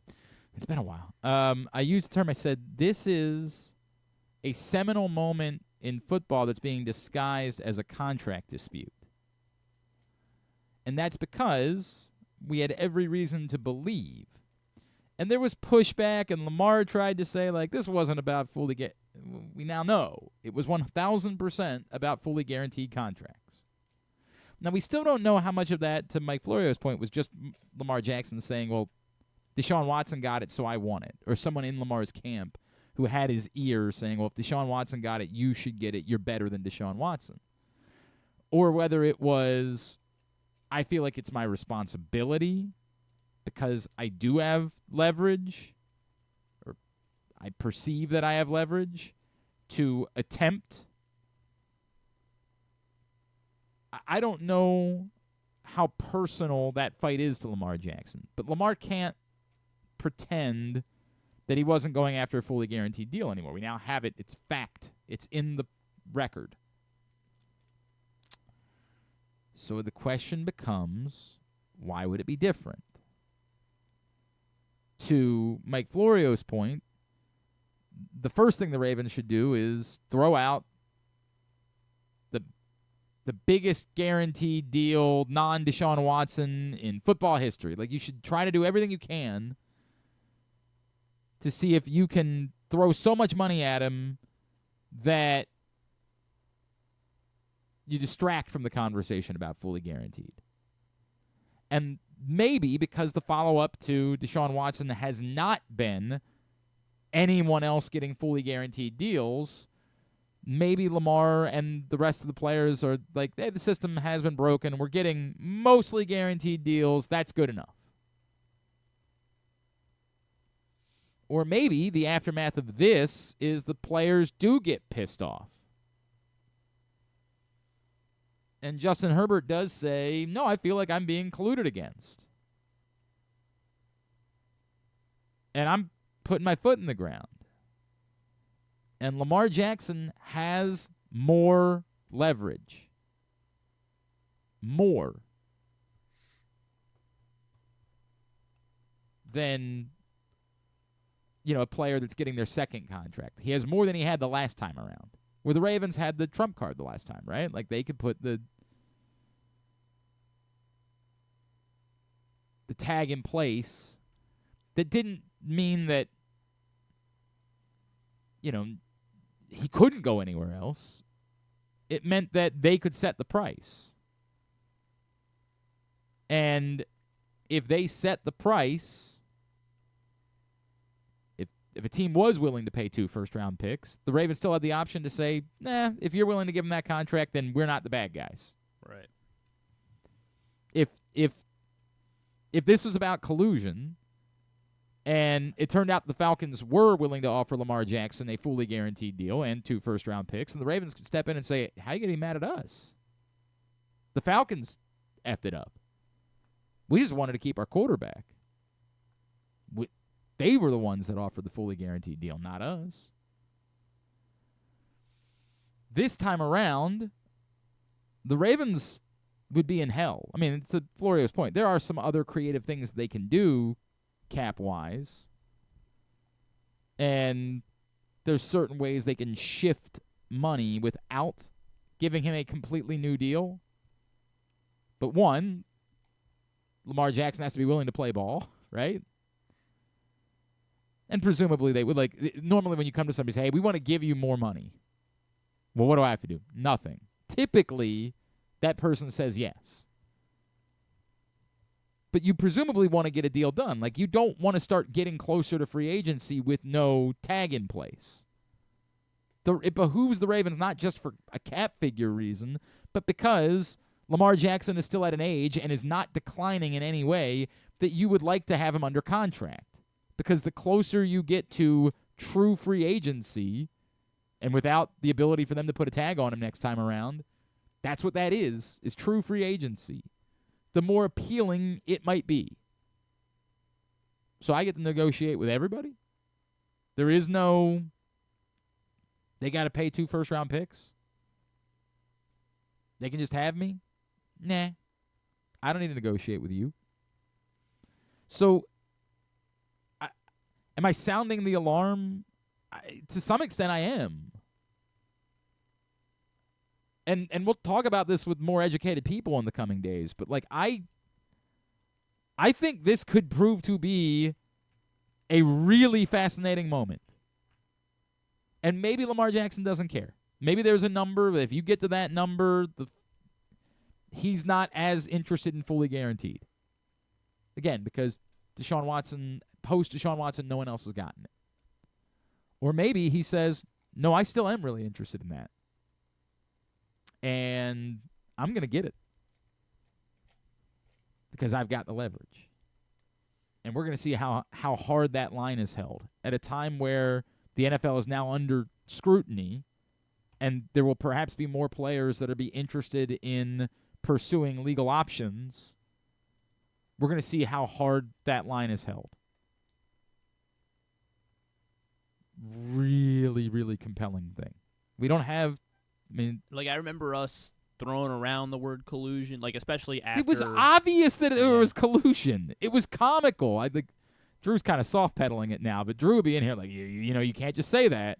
And people say that, whenever you bring up the word collusion, that's a, you can't just throw that word around. And that was what it was. You're making after a serious. The trade request, it was how is it possible that no one. Well, and the argument then was because they knew that the Ravens were just going to sign him anyway. Yeah. Right? That was the argument. And it was a fair argument. The fair argument was, why are we setting the price for the Ravens? The Ravens are making it clear, whatever you try to sign him for, we're just going to pay him. We're good. And that was the strongest argument that this isn't collusion. This is just business. You could argue that the tag system is kind of inherently collusion, but the players agreed to that, so that's on them. It's the actual text. This is the type of stuff you're not supposed to say. We all know, we can come on the show and say, oh, and when the Cardinals got Kyler Murray to sign for less than fully guaranteed, that was good news for the Chargers. We can say that. But Michael Bidwell ain't supposed to say that. He's supposed to be competing against the Chargers. When you text and say this is good news for everybody. When Dean Spanos says, hey, man, great contract. Thank you. Well done. Appreciate you. That's not competition. That's what? I believe that would be collusion. Collusion, which is a word that for some reason we're not allowed to say. But again, just to cover my ass legally, I want to remind everybody the definition of collusion is secret or illegal cooperation or conspiracy, especially in order to cheat or deceive. That's the definition of the word. Now, an arbiter ruled it wasn't illegal. But was it secret? That private text between two people? No one knew about it until today, yesterday. Right, so that would qualify as secret, right? And in order to cheat or deceive, and again, if you want to play around with the word cheat and you're not comfortable with it, fine, don't be comfortable with it. But deceive would be to make sure the players can't get fully guaranteed contracts, to work together to do that. Would that text exchange suggest that was working together? It starts a strong case for the NFLPA, yeah. Right. So, again, am I legally outside of my ground to say that that's collusion? Don't think so. Okay. John Colson might start sweating. He starts sweating about a lot of things I've done recently. I mean, come on, man. It's obviously what it is. The only question becomes, what's next? Because to Mike Florio's point, the NFL might feel emboldened by the ruling. And now they still worked damn hard to make sure that the findings didn't come out. So they clearly knew this wasn't going to be good. Florio has said in a lot of places, like, can't help but notice that nothing on this, nothing about this on the ESPN website. Or NFL Network. Yeah, real interesting how that works, right? By the way, this story centers around Lamar Jackson, right? It's like, oh, Ian Rappaport's out of town this week. Yeah, how did that happen? But Lamar Jackson is the center of this story, correct? It seems more or less right. him. It's very well. Go check the Ravens website because they do a thing every day where they like compile all of the news about the Ravens, and it's a fine piece. It's called Late for Work. In a way, I've never talked about this before, but they kind of ripped me off years ago because I was doing the same thing at the old radio station, and they just decided to do the exact same thing there. And I just, imitation, flattery, the whole deal, and I was appreciative of it. It's about Lamar Jackson. How Lamar is building more team chemistry. Oh, that's probably the biggest Lamar Jackson story there is right now. But in the Late for Work column today, right? What did they cover in late? The headline is Deontay Johnson reveals why he refused to enter in the game. I did that. That is kind of news, I guess. It's not really. It's not in any way. Like he said I wasn't feeling it. He said it was too cold, man. It was too cold. It wouldn't have been smart. I give Jonas Chafer a lot of credit because he wrote about it for the banner, and he put in a line about what the average temperature is in Cleveland in December. It's a balmy, 38 degrees? Yeah, it didn't want to. His legs were going to be bad, and that was going to be on film that he wasn't ready to go. Dude, you know that you're talking into a microphone, right? Like, people hear you. Albert Breer says Ravens trend of signing third contract. Well, that's a big one. To be fair, that's a really big one. Alexander to the list. You would think if this isn't a big deal, they probably would just cover it, right? They've even got a video embedded in here. Why would they totally hide from it if it wasn't a big deal? Come back in. Buck Showalter joins us. He was on the call for Orioles Yankees on Sunday. We'll see what he thought about what he saw from the Birds. That's next. Glenn Clark Radio.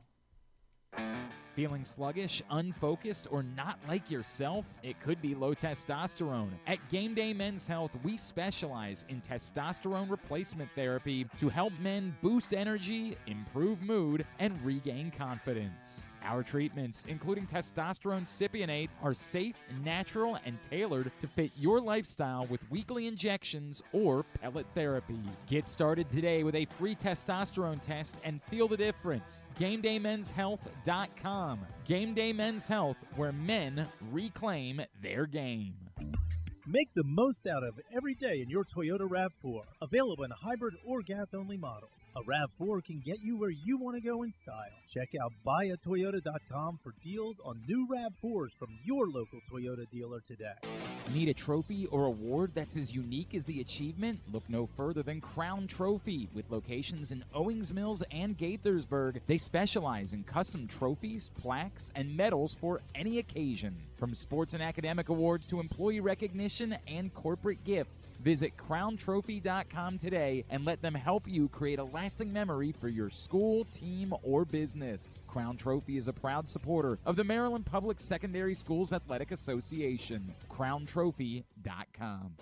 The latest edition of Press Box is available now. On the cover, we celebrate the first ever Baltimore basketball player to reach the Naismith Hall of Fame as we talk to those who knew Carmelo Anthony best about how his Baltimore upbringing shaped his legendary career. Also inside, go smoke at Profile's Ravens second-round pick Mike Green and find our annual summer travel section with information on some of the best sporting events and activities in Maryland that your family can check out all summer long. Press Box is available for free at over 500 locations throughout the region, including 60 Royal Farm stores. Or you can read the entire issue online at PressBoxOnline.com, where you can also find great betting advice and the best daily coverage of the Orioles, Ravens, and Terps. Calling all athletes and families, don't miss Football versus Football, a free sports and wellness festival Saturday, July 19th from 10 to 6 at Baltimore Peninsula. Meet retired Ravens, other former NFL stars, and pro soccer players. Join youth sports clinics, get free health screenings, and enjoy food, music, and family fun. Powered by United Healthcare, presented by Sports Legacy Group, and supported by University of Maryland Orthopedics and 1-800-GAMBLER. One of the things that's definitely wrong with this country is that this dude still has a job somehow, some way. Glenn Clark. All right, back in here on GCR to continue along on a Wednesday edition of the show. Just thinking about Saturday night, big fights. We'll do Fighting Words tomorrow. Griffin will get us ready for UFC 317, but you should be getting ready for where you're going to watch UFC 317, and the only place that you should be looking to watch it is at Sports and Social inside Live Casino and Hotel. That's the place, man. Why are you paying this big money for pay-per-views when you could just go watch the show or watch the fights for free and then instead use that money for great food, maybe win some bets at the FanDuel Sportsbook? UFC 317, Saturday night, inside Sports and Social, Live Casino and Hotel, Maryland. What a fun, I mean, it didn't go the Orioles' way. That part was unpleasant, but what a fun booth it was on Sunday on Roku when it was Matt Vasgersian, Catonsville's own Jeff Nelson, our buddy Rob Long, and it was awesome to have this man working the broadcast for Roku for the Orioles game. He is, of course, our friend, the great Buck Showalter, back with us now here on GCR. Buck, it's Glenn. It's always great to catch up with you. Thank you for taking a couple of minutes for us. Hey, Glenn, how you doing? Nobody's that busy. Don't you like when these people act like they're so busy? You always remind me. You always remind me of that whenever we chat, and I appreciate it. I need that reminder because I think we all deal with this in our lives where we'll see a friend, we'll say, hey, we'll get together sometime, and it's not a priority. Hey, here's some backstory about that game on Sunday. You know, Billy Ripken was scheduled to do that game originally. I was the fallback guy, and Billy had some. He was trying to help. I think he said he was helping one of his kids move in somewhere, and just wanted to be there for him, as you know, Billy. And so I went up there and back. Not a good time to be in New York City trying to travel through security. I heard right after you bomb Iran. Yeah, not great. Not a great time to be doing that. But it seemed like you were having a lot of fun. Like the interactions with you and Jeff and you calling him out. It seemed like you were having a great time with it. Yeah, you know, Jeff played for me in Texas. There's an expression among coaches that you never want to let a star fall on you. And Jeff's star was starting to fall. And, you know, what makes him great is their, competitive fire. And there were some things he couldn't do that he used to could do. And it was tough. But he was a good pitcher for a long time. He was there in Seattle. He was special. And New York. He was an enforcer too, right? You don't want to mess with Jeff. He'd be right in the middle of things when things broke out. Buck, look, it's a weird time. We talked a couple weeks ago. It's a weird time right now because we see the positives. We see the Orioles are trending in the right direction. But the hole they dug is so deep that it starts to feel like it's just kind of a math equation of is there enough time as they right the ship for them to get to a place where they can truly turn out to be competitive by the end of the year? Well, there was enough time for them to get to where they are, and they're not, what are they, a game or two away from the halfway point? Yeah. And so there's enough time to go in the other direction, but these are the tough decisions. These are the ones that front offices and ownership make that you don't spend a lot of time as a field personnel. You try not to, even though it's on your mind. I mean, about whether to go or not go, but at what price?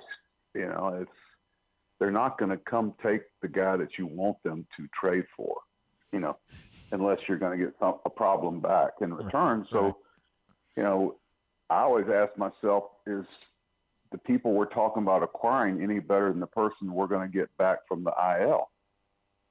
In a lot of cases, but then again, you don't know which guy you're going to get back sometime from the IL.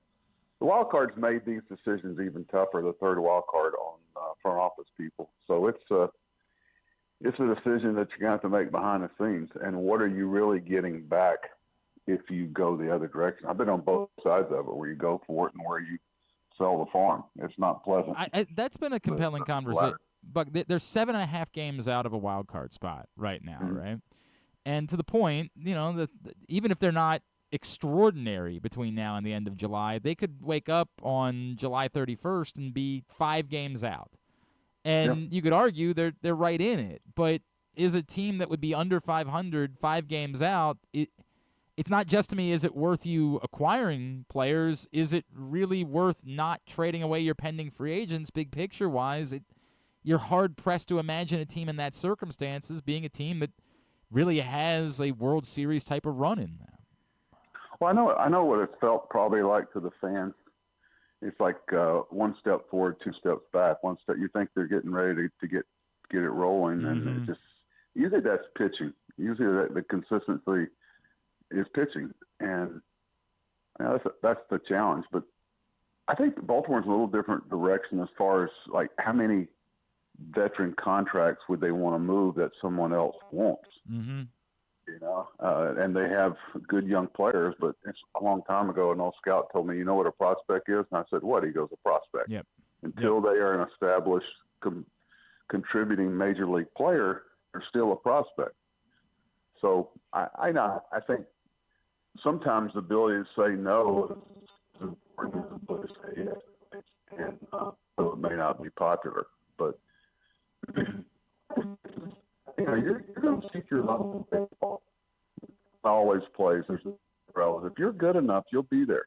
There's not going to be some 10-game stretch where you're playing like football where you're always going to seek your level.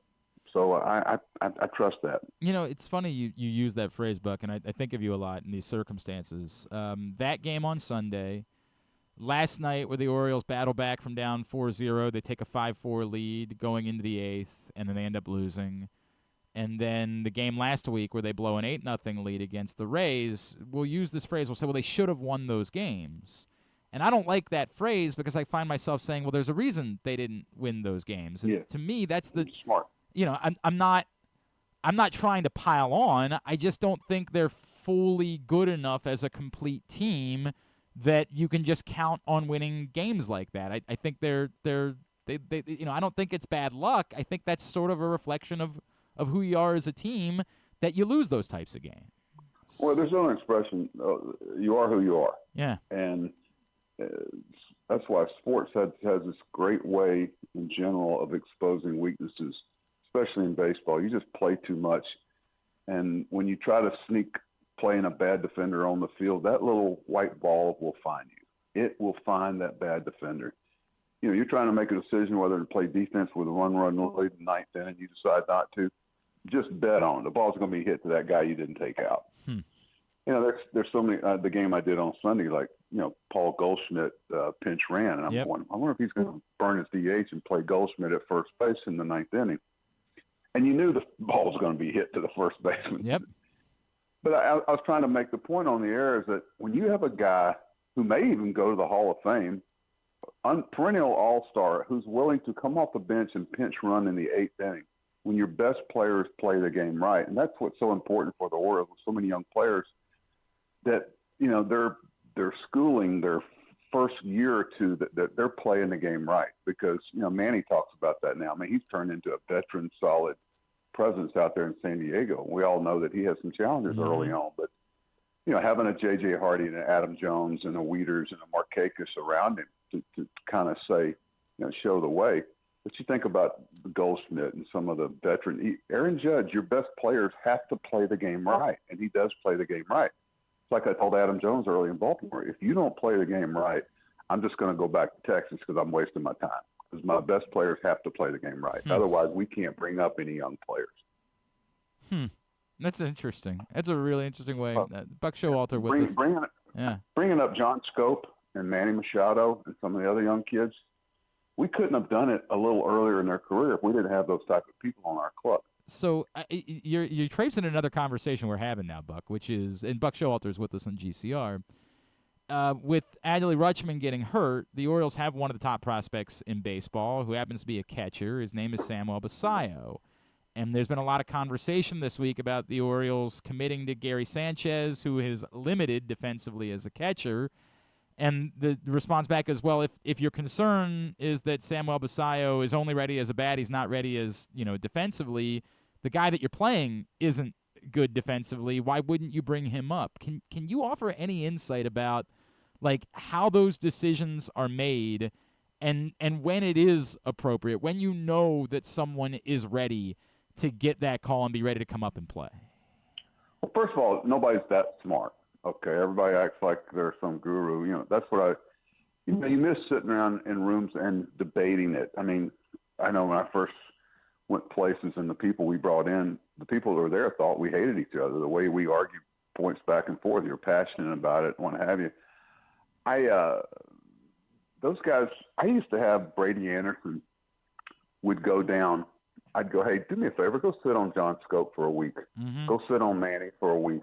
Go sit on, whoever. Maybe it's a rehab. Go tell me if this guy's ready to come off of the IL. But having someone like that is so important in an organization. And the GM has those guys too. But Brady was so good at that, and he could really get into places that other people couldn't get because the players trusted him so.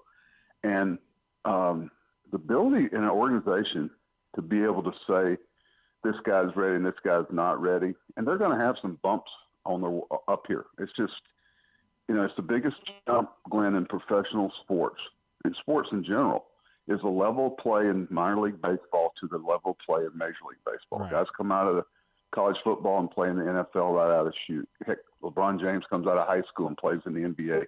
It doesn't happen in baseball very often. It only happens really with a pitcher. So the ability to have someone make those decisions and trust your AAA and AA managers, and because AA, AAA is almost a lateral move nowadays.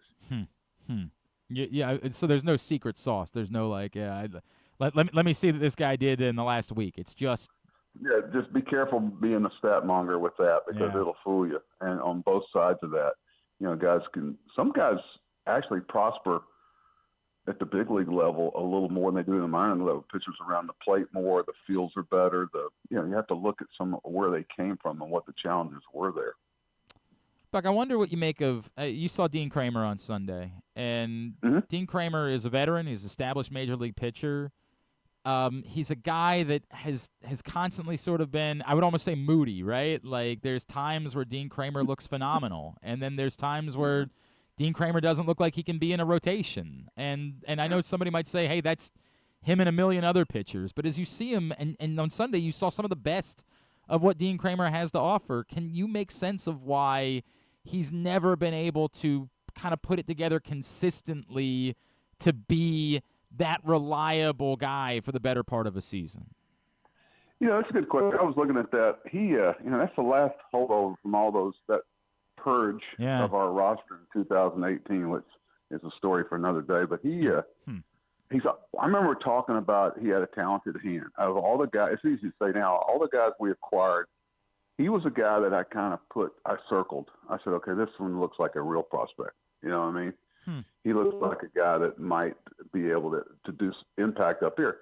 And whether a guy's a fourth or fifth starter or a 1, 2, 3, I have my own private thoughts, but he ain't scared. I can tell you that. He's competitive, and you can do a lot worse. He's the type of guy that someone might come get. And, where they are in their contract and where you are about where you're going to pay them, that's another thing about the catcher, that the young catcher is Basayo. What does it do to his free agent status down the road? And trust me, they may not say it publicly, but you better think about that. That should be part of There's no doubt they are. Right. There's no question that they are. And you're looking at 2026. What do you think the chances are there's a work stoppage in 2026? All these things are being figured into contracts and call-ups and what have you because the clock doesn't stop ticking. I didn't think about that. That's actually really fascinating in the conversation. What do you think? You look, all indications we got a problem. They're certainly banging the drum, aren't they? Like, they are definitely banging the drum for that to be the case. Well, I wish they would call somebody that was in the strike of 94 and the work stoppage, so to speak. You don't want that. That was awful. People just don't realize that even today's game with fans have so many things pulling on the time. Be careful about something like that, because I know the owners are pretty. Everybody's drawing a line in the sand. Good luck. Good luck. Nobody wins. And for what it's worth, the only people that aren't represented in there are baseball fans, right? Like there's no one is concerned about the best interest of baseball fans in this process. So there's no win. Like that's a good point. Like we're all everybody else is saying is get your act together. Like that's we don't care about your fights.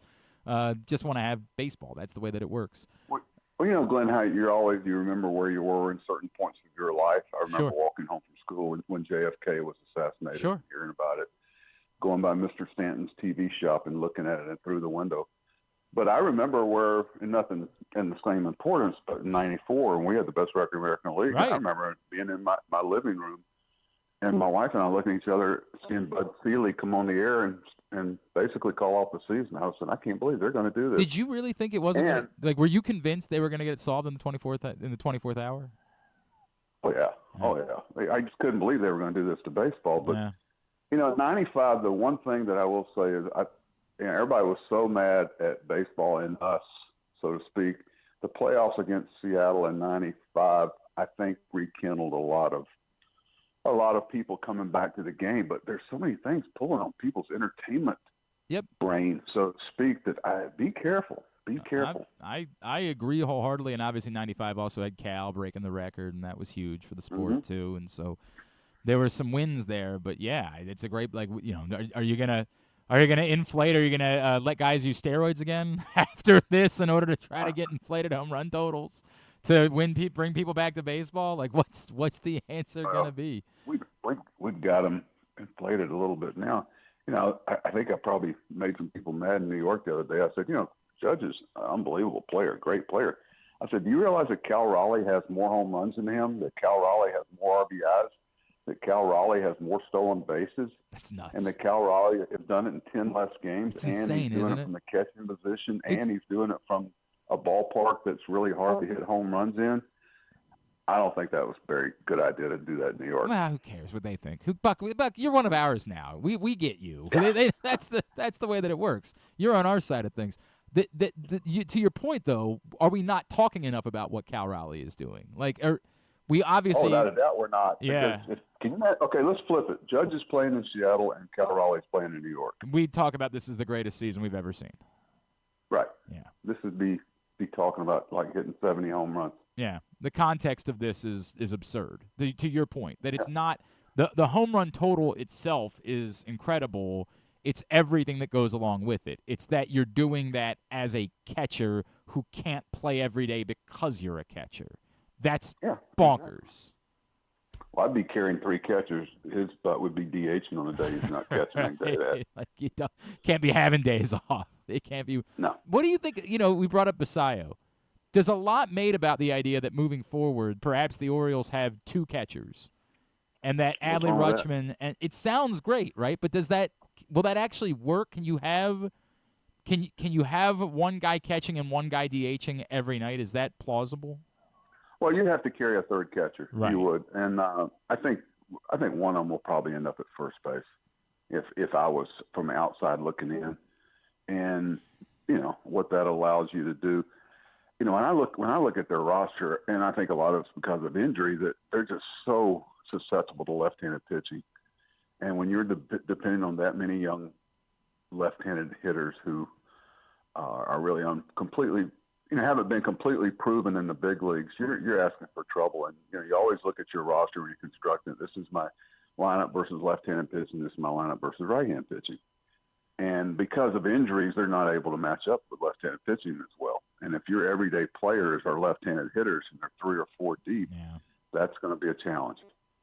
I guess I'll ask this. Given how much Adley has struggled over the course of the last year, is there anything to the conversation that maybe he's better off making the move to first base and taking that out when Basayo gets here, or is Adley too valuable as a catcher to have that conversation? Well, I don't know. The kid.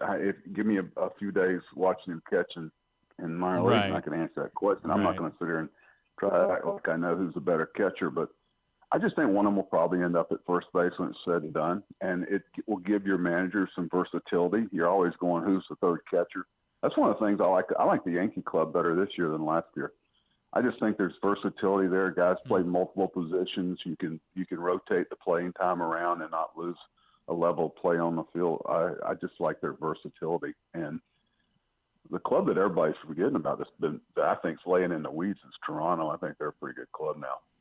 I think they've got a lot of people. They need to get Santander going, obviously. Like that needs to. That one,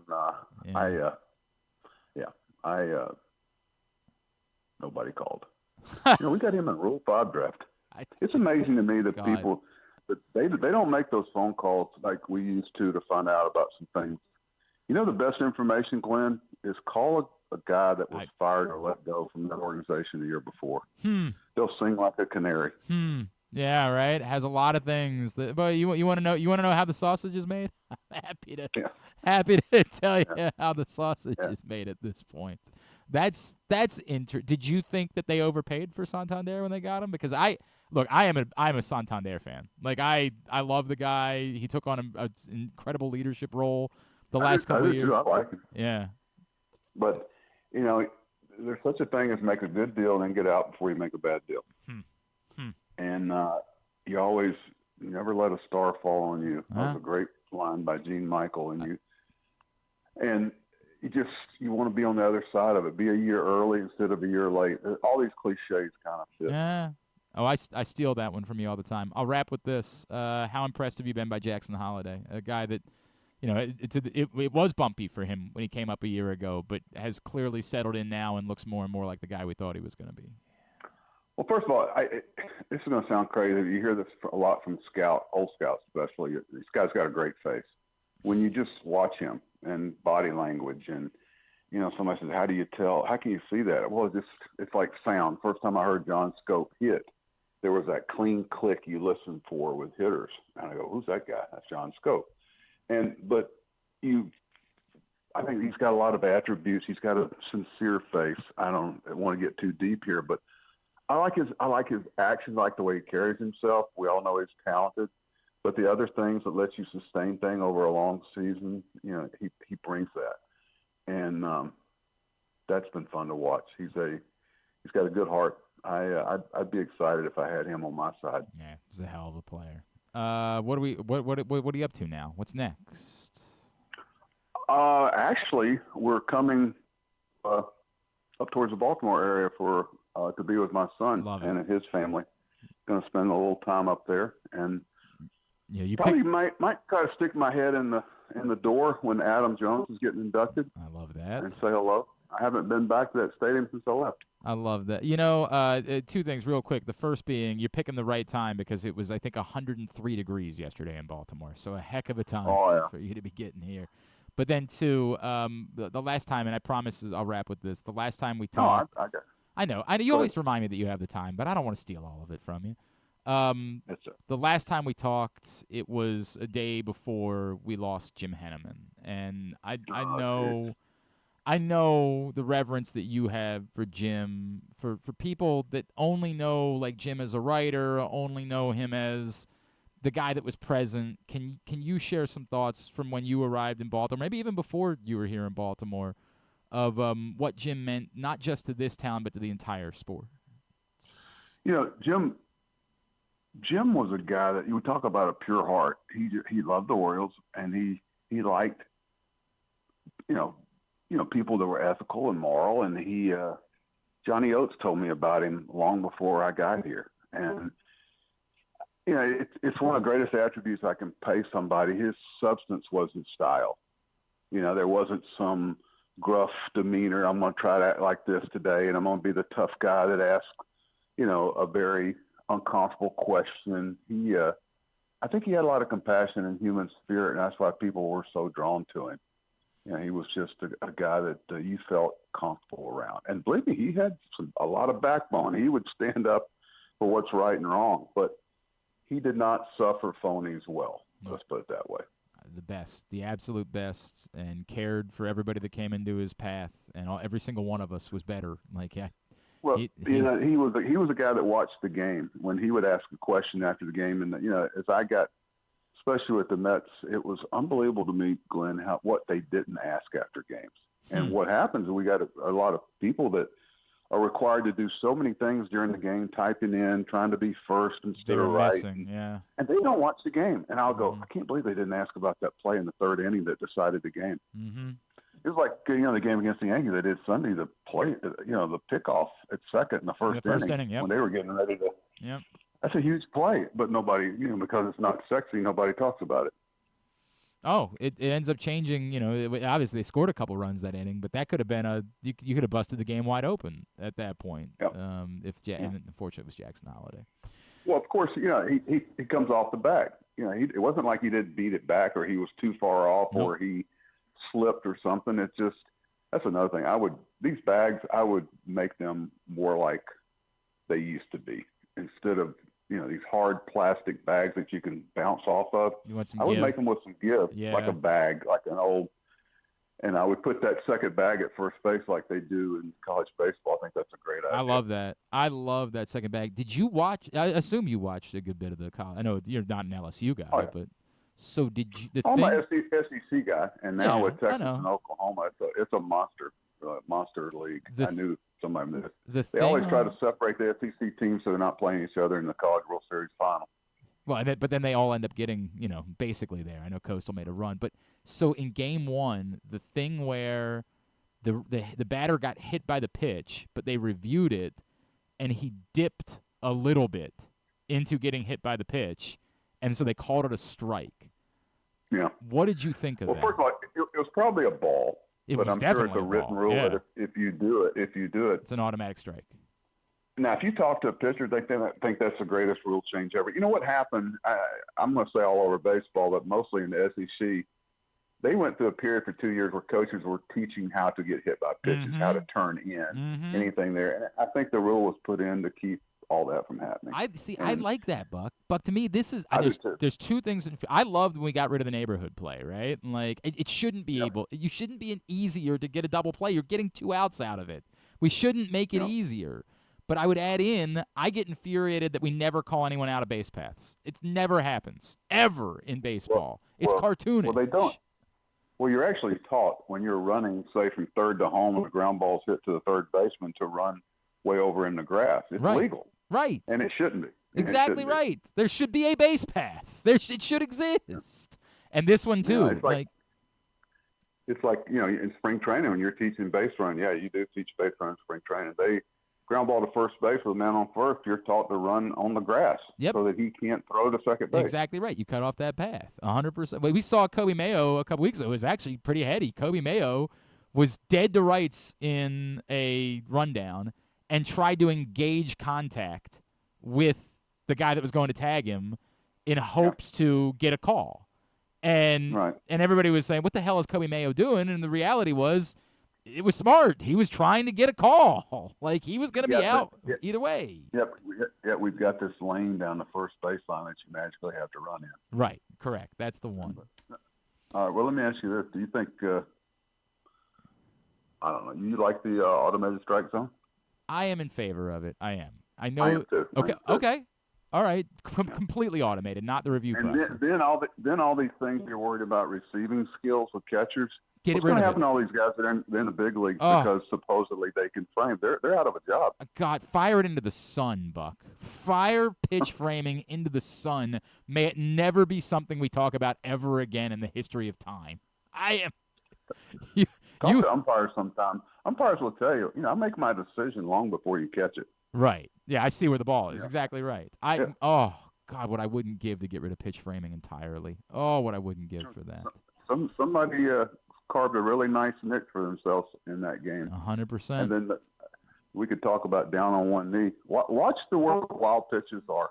Which side, with the guys who are on one knee, which side they end up on. Man. Where they can't catch them. You should hear Dempsey talk about that. Oh, he loses his mind. All right, last one. Yeah. Speaking of Dempsey, so we're on the air the other day, and they were talking about hot, and I go, a lot of people, Rick Dempsey, for one, considers Baltimore for about 2 weeks the hottest place in baseball to play. And they were incredulous. Baltimore? Baltimore said, hey, you're talking about something you don't know about for about 2 weeks? Yep. That place is smoking. Hell. It is pure hell for a couple of weeks. Rick said the air don't move. Nope. He put it well. It is We are all dealing with the same. We're choking on the sweat. It is just miserable for those couple of weeks. Oh, I'll be there shortly. Glenn, good talking to you. Always appreciate you. Thank you, sir. We'll talk soon. See you, man. Buck Bye-bye. Showalter. Just casually talking to us for half an hour because that's what Buck Showalter does. And when I tell him I got to let him go, he's like, no, you don't. No, you don't. And that's the thing. When he does that, you know what I'm not going to do? Let him go. Because I'm talking to Buck Showalter. That part, he and I need to start a podcast to fix baseball. That's what I just realized. That's the best thing that Buck and I can do. Call it the Buck Stops Here. The Bucks. Look at you. Look at you. Fix baseball. All of this stuff. What he's acknowledging is, yes, we tell everybody to run in the grass because there's no base path. So, yeah, why wouldn't you? Of course. But the point is there should be. It is cartoonish. It's not baseball. It's let's see what we can get away with. Why not run out into the outfield? You're caught in a rundown between shortstop and second base. Why not take off towards the outfield? There's the base path, the runner, what is the rule? The runner establishes the base path, right? So if I take off towards left center field, I'm going to get that runner home from third base, right? Guaranteed. They can't get me out. Or I guess the other way around. You get the runner to second base. You can't get the runner home. It's absurd. So just take a big loop. I'm saying that if you're caught in a rundown, why do you run anywhere near the base path? What's your job in that moment? Well, they will eventually call you out. Eventually? Have you ever seen anybody get called out? Probably. I mean, have you? If he I'm asking you. Have you ever seen anyone? If he books it into right field, yeah. At some point, you'd like to think they would, but I'm not. Obviously, I'm being extraordinarily cartoonish about it. I'm saying, why don't you go run on the edge of the outfield grass? Well, it's far away. You're the runner. You establish the base path. We just don't talk. This is because they will call you out. When will they call you out? When they feel like it. That's the point. You got to dare them to call you out. Dare them to, because they don't want to. Because there are no base paths. The runner establishes the base path. It's the damnedest thing, man. I love it. He's right. I love the extra base at first base in college baseball. I think that's a good thing. I think it's just smart for injury reasons, but like more than anything, that's your lane. Run in it. We all know where the base paths are.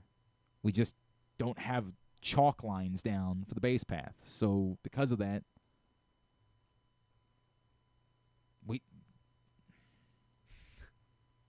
this one drives me nuts. Yeah, I really do. I lose my mind. I can do a 12-minute routine about it. I get very, very. All right. What are we doing? Oh, yeah. We got to take one more break, don't we? Thanks to Buck. Yes, we do. Thanks to Buck. We'll come back in. We'll get a tidbit. We'll get tubular.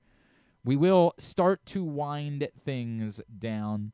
Today's show also brought to you by County Sports Zone.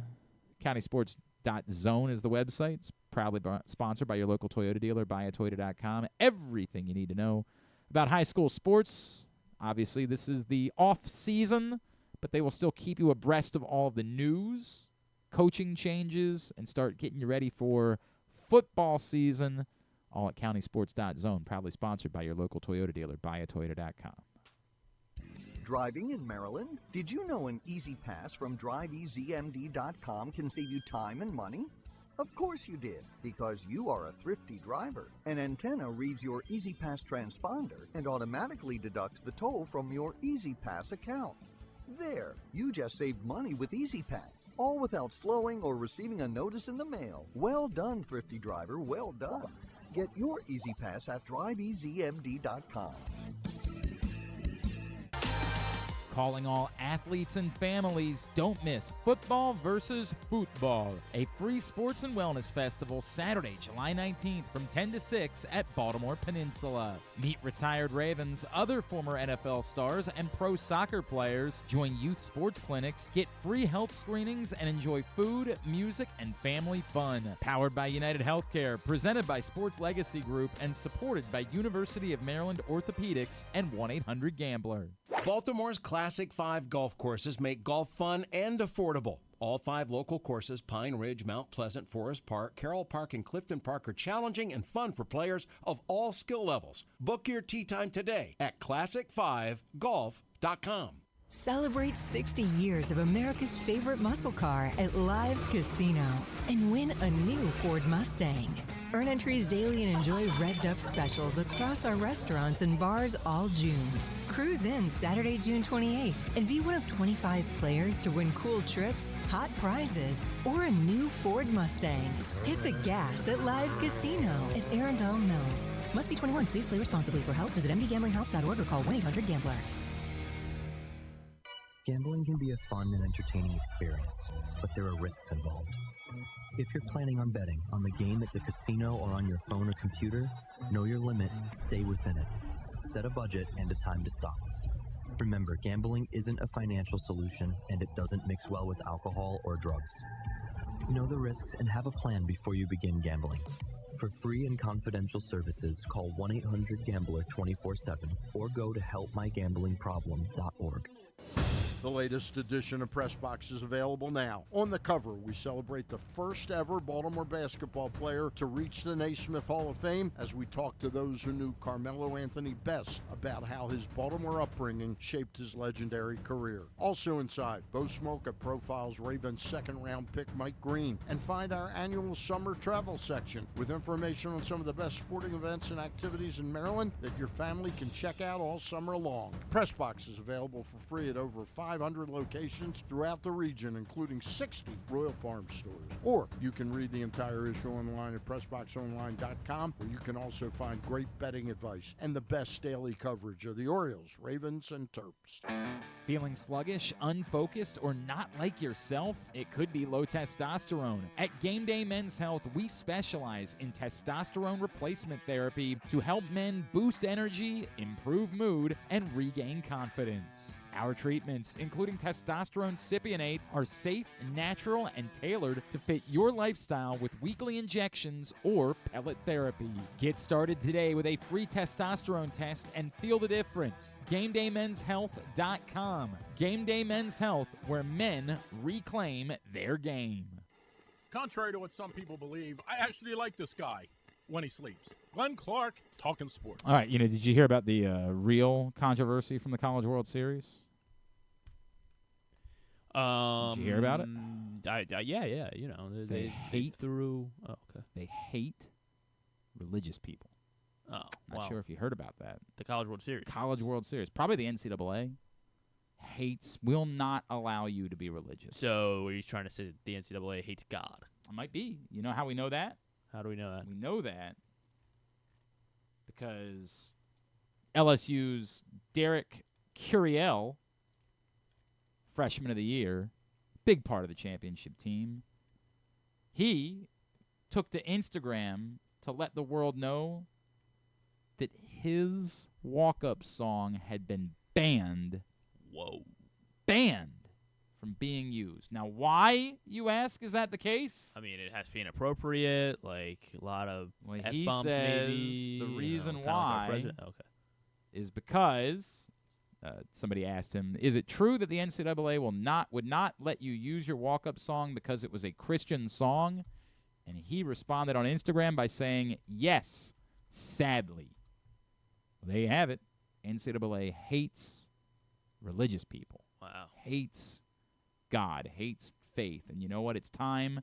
We need to revolt. I heard the Attorney General of the state of Louisiana was going to open up an investigation. Wait. Derek Curiel? Yeah. So his, there's like an LSU article, and it has all the players walk up. So his is God Is by by Kanye West. Yes. Oh, so you're suggesting that maybe it's possible that the problem wasn't that it was religious, and maybe the problem was that the artist is one of the worst human beings that's ever walked the face of the planet and a vowed anti-Semite. You're suggesting that perhaps that might have something to do with the reason why. Well, for example, for what it's worth, Derek, what did you say? Curiel. Curiel? Yeah. Is that what it is? I thought that's what, isn't that what you might said? be right. Yeah. Curiel.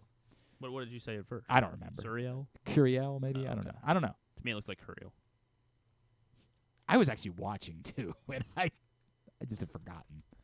Well, he says it was about the religious content, but they say it's about the artist. If only there was any other evidence that existed that would provide an answer to the question. Like, perhaps if another player on the team used a different Kanye West song that wasn't religious, and maybe the NCAA also banned that song from being used at the College World Series. Now, that would be... There is another one. Yeah. Go on. Cade Anderson. Now, Cade Anderson. And he's very good. He might be like a top 2 pick in the draft. He's a heck of a player. Now, what song does he use? All of the Lights. Now, to my knowledge, that's not a religious song. I guess not. I mean, you know, I don't think so. He's always been a man of God, obviously. And well, but I don't think that song. You know what my favorite song by religious man Kanye West is? Is the one where he's worried about getting the bleach on his T-shirt. That's a good one. That one they played at church. I like the one where he Sunday. talks about the guys in Paris. Yeah. Anyway, moral of the story being, so you're saying that Cade Anderson uses All the Lights, a non-religious song by Kanye West. Well, clearly they let him use that song because this isn't about what this is about is about religion. Correct. And why it's not okay to be religious, and the NCAA is anti-religion. So clearly great song, so they allowed Cade Anderson to use that. I don't know. I assume you have this information, though? Do you know? They did not. What? They did not allow Cade Anderson to use that song.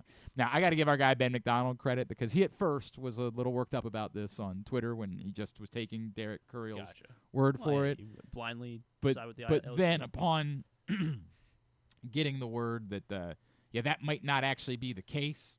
And another guy on the team named Ryan Costello has a song called "Devil Is a Lie." So now, I don't know anything about that song. That song sounds like it would probably have some religious undertones. Ben did follow up. He had originally tweeted, somebody please tell me this isn't true. If so, maybe the NCAA will give us an explanation why they wouldn't allow it in Omaha but allowed it all year in the regional and super regional play. The NCAA has made so many poor decisions in recent years. Hopefully this is not another one of them. Now, to Ben's credit, after it became clear he said, okay, it has come to my attention. Apparently this is not about the song, which is refreshing to hear, but about the artist, which I understand, exclamation point. Having said that, it still doesn't explain why the song was allowed during regional and super regional play, and that's a conversation for another day. I guess it was LSU. Like LSU I would assume the host sites get to determine that, and then once you're at the College World Series, the NCAA is the one making the decision. I look, this happened on the radio show where we had one particular producer that always wanted to get froggy and change. Like Reed and I were very clear, just use old school hip-hop beds. As everybody knows, I'm not a fan of modern hip-hop so much, but I love old school hip-hop. And Rita, of course, also loves old school hip-hop. I think Rita I don't think she's as turned off by modern hip-hop as I am, but she definitely prefers, old school hip-hop. Mm-hmm. And so we would always say to producers, there's a group of beds, and there would always be, you'd always have a producer, one in particular, who wanted to, not you. I know I did once though. What did you do? I played some Kanye beat. Oh, did you play a Kanye beat? Yeah, I forget which one it was, but and you weren't happy. Well, I had to go. I mean, like you were not. You said we're about to have problems, buddy. I don't think I said it like that. I think I just said no Kanye. And I would say that I had other producers that would. There was one that would always try to slip in like things that weren't even like. We had one producer who would play Fort Minor, that's not. I don't know what you think you're doing. This isn't. This is time for something that I like. This is what we use. And it would always throw Rita off whenever we come back from a break, and it wouldn't just be an old school hip hop beat. I'm not the person that obsesses over these things, but let's just keep it. That's almost my point. Keep it simple. Just these are the handful of beats that we use. Use those. And you were not the only one that would try to slip in like a Kanye, and I'd be like, I don't think maybe I did it once or twice. I don't know, but. Oh, did you? I mean, like. Did you not really do it? No, I definitely did once. And I definitely told you. Yeah, I feel like I probably didn't do it again after I just that, said no Kanye. Yeah. Like it was always the way they were handled. I was never mad. Like just we don't do that. We don't do that here. I do remember like I like my Kanye concepts are conflicted. I after the first couple of records completely checked out on Kanye. I think that he was given a pass for how good the first few records were. That we continued to treat everything he did like it was musically brilliant, and it just wasn't. A lot of it was just noise.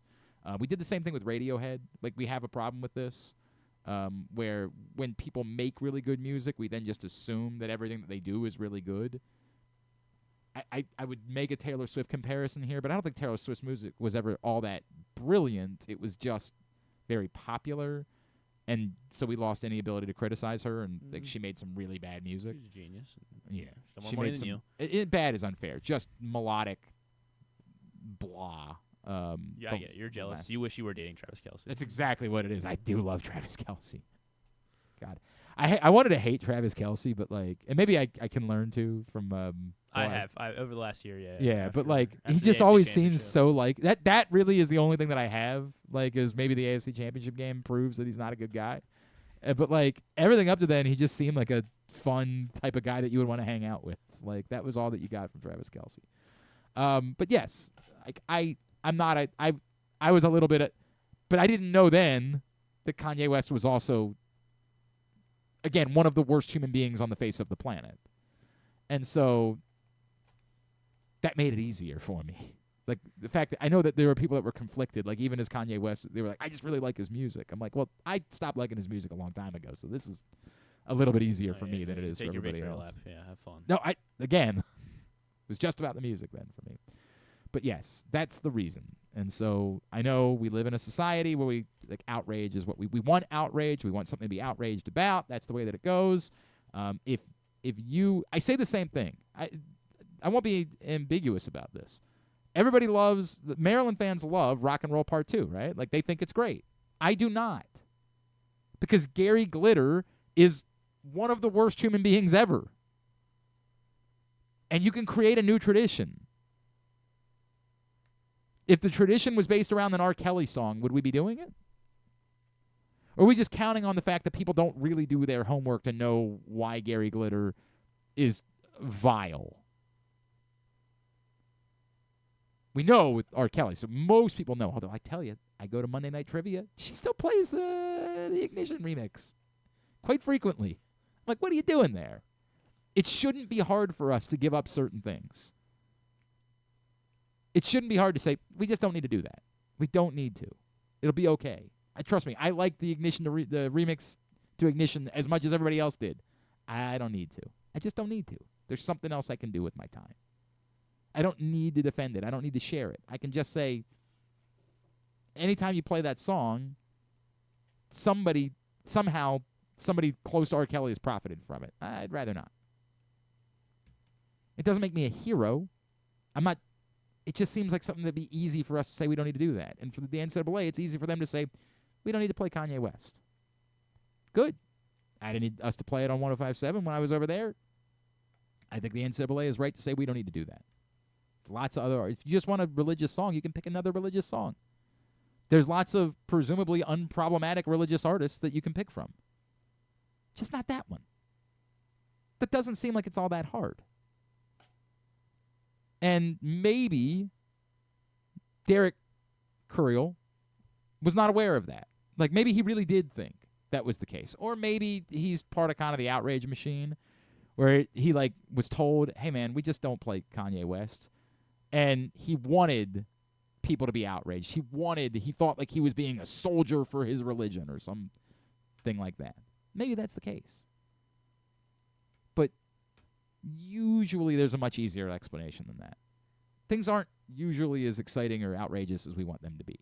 Sometimes it's collusion. Sometimes it's just collusion against territorial. Yeah, sometimes it's just no, he's an unrepentant, vile anti-Semite. We're going to choose not to play his music here. You can still play it. That's the crazy part. If you're okay with that, you can still do it whenever you want. Some of us are just going to choose other than that. So that was the big controversy. Glad we got to the bottom of that. Let's get a tidbit. Tidbit is brought to you today by the print issue of Pressbox, which is available for free at your neighborhood Royal Farms, any of the hundreds of locations around town where you find Pressbox. You can read it all, PressBoxOnline.com. On the cover, Carmelo Anthony, the first ever Baltimore Basketball Hall of Famer. We detail from those who know, those closest to Carmelo, how it is that Baltimore shaped his Hall of Fame career. You can pick that up for free. It's also our annual travel issue. So lots of information about events and activities all summer long for you and your family. Go pick up that print issue of Pressbox today. While we're talking about walk-up songs, there's a kid on McDaniel, and his walk-up song is Moto Moto Likes You. And that's one of my favorites. That's one of my favorites. I have never. What is Madagascar. So at Madagascar 2, there's this big buff hippo. Okay, sure. And they've we'll been playing a song, and it's Motomoto's song, and it goes, "I like 'em big, I like 'em chunky." It's by will.i.am. It's pretty good. Okay. So that's one of my favorites. That's one of my favorites. While we're talking about walk-up songs. Okay. Sure. Okay, I get it. That's right. You hate all music. I don't hate. Yeah, I hate baseball. I hate music. It's everything. I just don't. I'm sure it's fun. There's plenty of stuff that I like that you don't care about. Like Effort Gently by Tenacious D doesn't mean it. Well, we're allowed to say it now because the president said it. So it's legal. I don't know what the context has to be in order to say it. Chase Burns yesterday made his MLB debut against the Yankees. They did get a win because it was a walk-off win for the Reds, so it was nice to see the Yankees lose. I did. Obviously, it doesn't matter. Yeah, it's one of those things where you want to take joy in it, and then you're like, right, remember what happened to. Yeah. The Orioles don't have a walk-off win this year. Nope. Yeah, that was gonna be. I had my tidbits already. I was like, last time Orioles went back to back to back. Last time, Orioles got a walk-off period. Yep. No, never. Well, they still went back to back to back. But that did happen. It doesn't feel the same. And I think I saw it was Mancini. Yeah, was that the? It was in 18, I want to say, or. Yeah. So was Flaherty involved? I don't think Flaherty was involved. Yeah, I remember because I was all ready to look into it, and then they immediately blow the lead, and I was like, I just can see where this is going. So I stopped caring. But Chase Burns, only 2 pitchers. Trey Mancini right now slashing 308, 374, 516. Whoa. At AAA. Wow. Trade for him? Eugenio Suarez is hurt. I don't know if he's going to need an IL stint, but if Suarez has to go down, they might need a quarter infielder. Maybe. Two pitchers have done the following over the. By the way, it was Scope, Davis, and Mancini in 2017, August 6, 2017, against the Tigers. Wow. So go ahead, you name. Want me to do the lineup? Name the lineup from August 6, 2000. You know what? We'll make this tidbit today. Okay. Hang on a second. I got to pull it up. August 6, 2017. Although I'm giving you a third of it. Yeah, I know. That is kind of silly. All right. Give me the rest. So Scope was batting 4th? No. Third. Third, yes. So Scope 3rd. Mm-hmm. Davis was 4th. Uh-huh. Mancini 2nd. No, 5th. Fifth, yes. And what positions were they playing? Davis was 1st. Yes. Scope was 2nd. Yes. Mancini left field. No. Right field. No. DH. Yes. Lead off. Was this a Tim Beckham year? It was the Tim Beckham year. Lead off. No. 9th? No. 2nd? No. 7th? No. 8th? No. Guessed all of them. 6th? 6th. And playing? He was playing left field. No. Third base. No. Shortstop? Yes. Where was Hardy? All right, so Beckham playing shortstop. I need a center fielder. Adam Jones was leading off. Adam Jones was leading off in center field.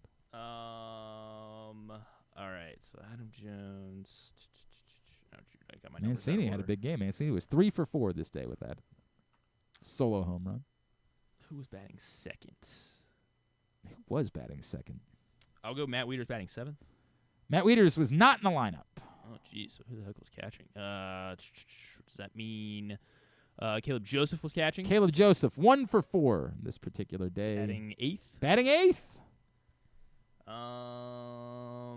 Let's see. So I need corner, outfielders, and a third base. Oh, Manny was batting 2nd. Manny was batting 2nd, 4 for 5, drove in 5 runs in this game. This was a 12-3 victory. Surely they made the playoffs that year. You would think, wouldn't? This is a good lineup. Wouldn't you think that? Was Trumbo? Trumbo was still on the team. Trumbo? No, because he would have been batting higher. So So I'm missing my left and right fielder. Mm-hmm. I'm gonna feel like an asshole probably for forgetting these guys. Markakis was gone. Austin Hazel. By the way, Manny Machado was later replaced defensively in the game. It was 12-3. I guess that's the reason. Okay. He was replaced by Richie Martin. Nope. Oh, we could be here for a while on this one. Wilson Betamete. Nope. You got to think more obscure. Michael Franco. Wow. Kelvin Gutierrez. Probably even more obscure. About that obscure. Shared a name with another former Oriole. Shared a last name with another former Oriole. Shared a last name with someone who had two. Is Turris. Who had 2 stints as an Oriole. Shares a name. This is the guy. Was a notable free agent acquisition. Was a major. Ruben Tejada. Got Ruben Tejada before I named our starting corner outfielders. Well, I mean, I helped a lot in that process. Oh my God, it's 12:26. We got to stop doing this. Who are my corner outfielders? Who I blame? I blame Kanye West. That's who I blame. Yeah, getting you fired up. Yeah. Well, this is what he wants. I mean, you're feeding right into it. I know. Austin Hayes wasn't there. Cedric Mullins wasn't there yet. Austin Hayes. No. Okay. I love that. Every time you look at me, you think you're getting something from me. Oh, my gosh. Dwight Smith? This is before him. Not Dwight Smith. But. Oh, DJ Stewart. No. Darn it. No. Not Dwight Smith. Dwight. There was a Dwight? Not Dwight Smith. Oh, so Seth Smith. Seth Smith. Batting 7th. Yes. Okay. And left playing field, left field, yes. And he was ultimately replaced by Austin Hayes? No. When did Austin Hayes get called up? I don't know that I'm going to be able to help you get to this one. He was replaced by an outfielder. Shares a last name with a guy that was a basketball coach. I believe coached the Suns. Not sure who else he coached. The Pelicans, Brown, I think, Brown, maybe. Dominic no, Brown? Not Brown. His initials are CG. This player's? Oh, yes. Craig Gentry. Craig Gentry, yes. So he wasn't starting. He was my next guess for starting in right no, field. No, not the right fielder. So the right fielder. Right fielder went 4 for 4 with 3 runs scored in out this of the game. 9 spot. Out of the 9 spot. I still think about his eyes. Okay, I'm trying to think of the guy that was right around Craig Gentry era. Stare right into those eyes. The eyes of this guy. David Lowe. No, David Lowe. David Lowe wishes he had this guy's eyes. I don't know. David Lowe had blue eyes? I thought David Lowe had blue eyes. This guy's eyes. Holy smokes. I would lose hours thinking about his eyes. Who had nice eyes on the Orioles and was a fringe outfielder, then had one good game? He had a pretty good. I mean, considering it was a Rule 5 pick, he had a pretty good run. Santander? No. Not Santander. Yeah. He's got good eyes. I guess. He probably had the best eye on the team last year. He was known for commercials that he did.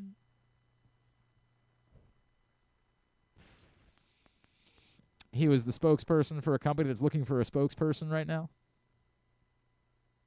So he was a Royal Farms guy? I mean, this is a shameful. I can't remember that many Orioles doing the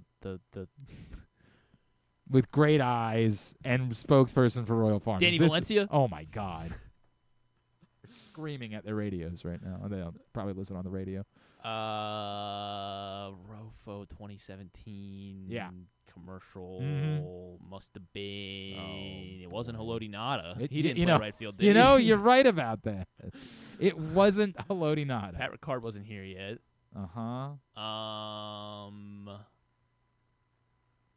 Jake. This is so tough. Not Jake Fox. You said who did you say wasn't here yet? Austin Hayes. No. Cedric Mullins. You just said somebody else that wasn't here when you were thinking about what you were thinking about Royal Farms. Oh. You just said somebody wasn't here yet. Like so they had been called up. No, I just want you to say the name again. Dwight Smith. No, you were DJ Stewart. You were naming Ravens players. Oh, Pat Ricard. Sort of sounds like Pat Ricard. Pat Valaika? No, the other part of the name. Oh, Joey Rickard. Jesus Christ.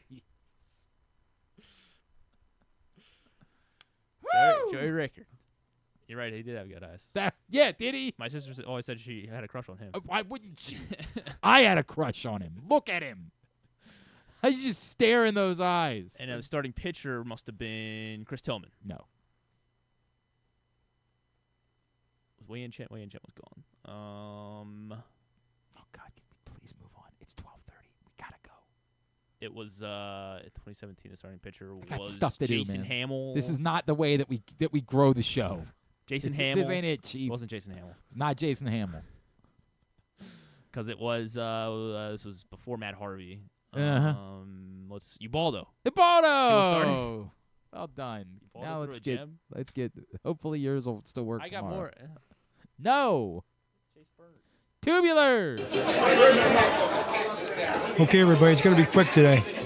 What was the main focus today, Coach? Fundamentals, ball control. It's always huge.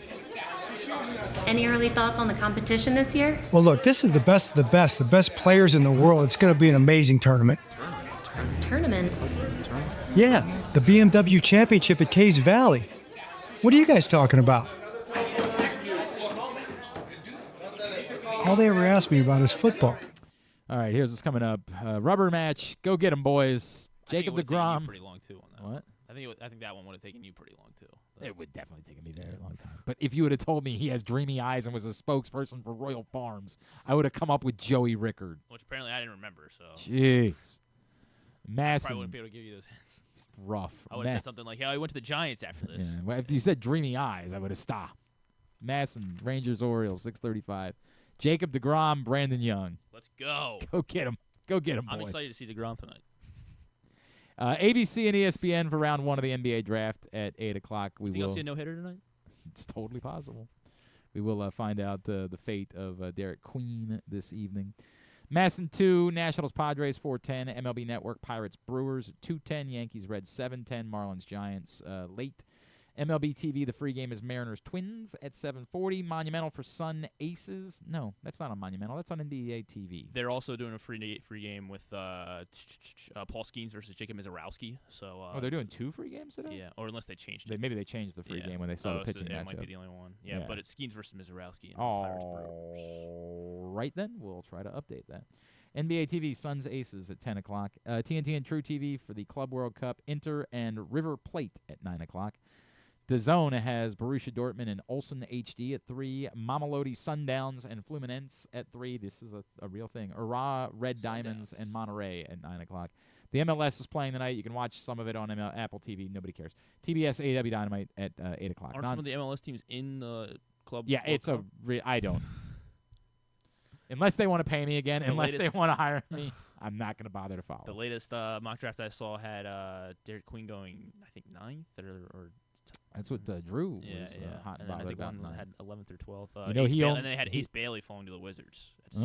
All right. I don't know what. Maybe this is why he was rigging. Maybe he just badly wanted to be a Wizard, and so that's why he wouldn't work out for anybody. So that he would I drop wouldn't blame him. to the Wizards. I would understand why he'd want to who wouldn't want to join? Be a Wizard. The greatest deck shuffling. New show on Prime Video called Countdown. It is. This is with Jensen Ackles. Can we please make this quick, please? I do have work to do today. Somebody's murdered. He's a LAPD thing. It looks sure. okay, but it looks like Great. a network TV. Great. The Bear season 4. That's today? Yeah, that's today. Oh, okay. Bear season 4. Apparently it won't be out until 8 o'clock. But they're all 10 episodes. Well, because it's not on TV. It's not on FX. No, it's just on Hulu. Yeah, it's just on Hulu. Master Chef. Fallon's gonna have Abby Elliott and Jonathan Bailey Promoting Ace Bailey. Oh, really? Yeah, Oh, okay. bringing awareness to Gotcha. Not Jurassic Park. Got Ace it. Bailey. Got it. Well, and Abby Elliott, presumably, you would think would be talking about the Bear. That's what I thought. God, who's the big guy? Maddie, is that his name? From the Bear. On the Bear. Yeah. And she always like calls him my love. Like, and it's this thing that always drives me crazy every season. Maddie Matheson. She's like what's his character? Neil. Yeah. But he has a nickname or something like that. His Thack, is that his? Thack, yes, That's correct. his last name. Yes. According to the.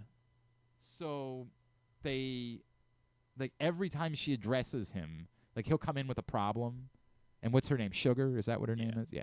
She'll say something like, "Hi, my love." She treats him like a baby, but it's also, like, very endearing. I don't know how to explain it. And apparently, people tell me that this is a common thing in the Midwest. Like, women just do this. They, like, treat you like a baby. Like, oh, hello, my love. What do you like, need help with? I don't know what. I'm fascinated by it. Like, Okay. the interaction between the two of them. Again, last season was so bad that there was nothing. Like, it's all I had.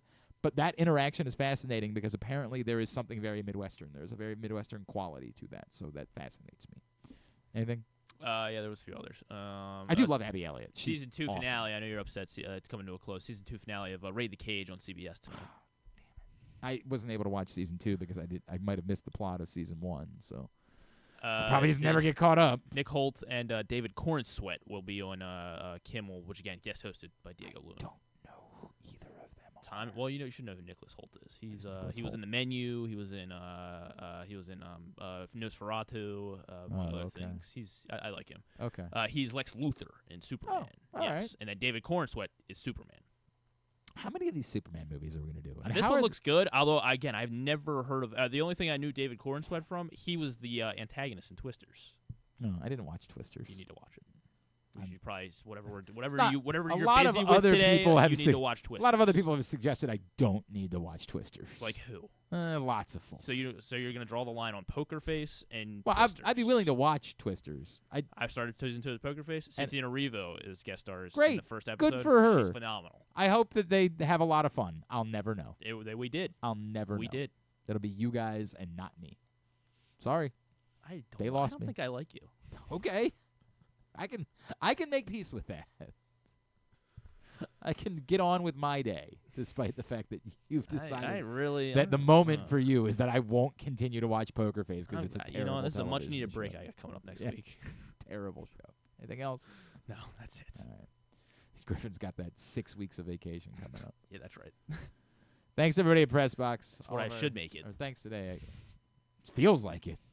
When are you actually off? When do you leave? Wednesday will be I'll be leaving Tuesday night, so I'll be here. You Monday won't be here Wednesday or Thursday of next week. Correct. You got to talk to what's his face, figure out. And then if that you Monday. Well, I'm gone the following week, Okay. so I got the whole thing. So Thanks we'll to do me and Drew for. I don't think that's the way it's going to work out. I don't think. Oh yeah, I think that'd be a good show. I guess we do need to cover this at some point, but got other stuff going on. Thanks to everybody. Thanks today to Drew, I guess, to Buck Showalter, and to Mike Florio. We'll get it up in the greatest hits section of the Galveston tab at GlennClarkRadio.com. Of course, tomorrow on the program. Tomorrow's Thursday. Fighting words. Oh boy. I think we're gonna try to go to Chesapeake, check on the Bay Sox and Bowie.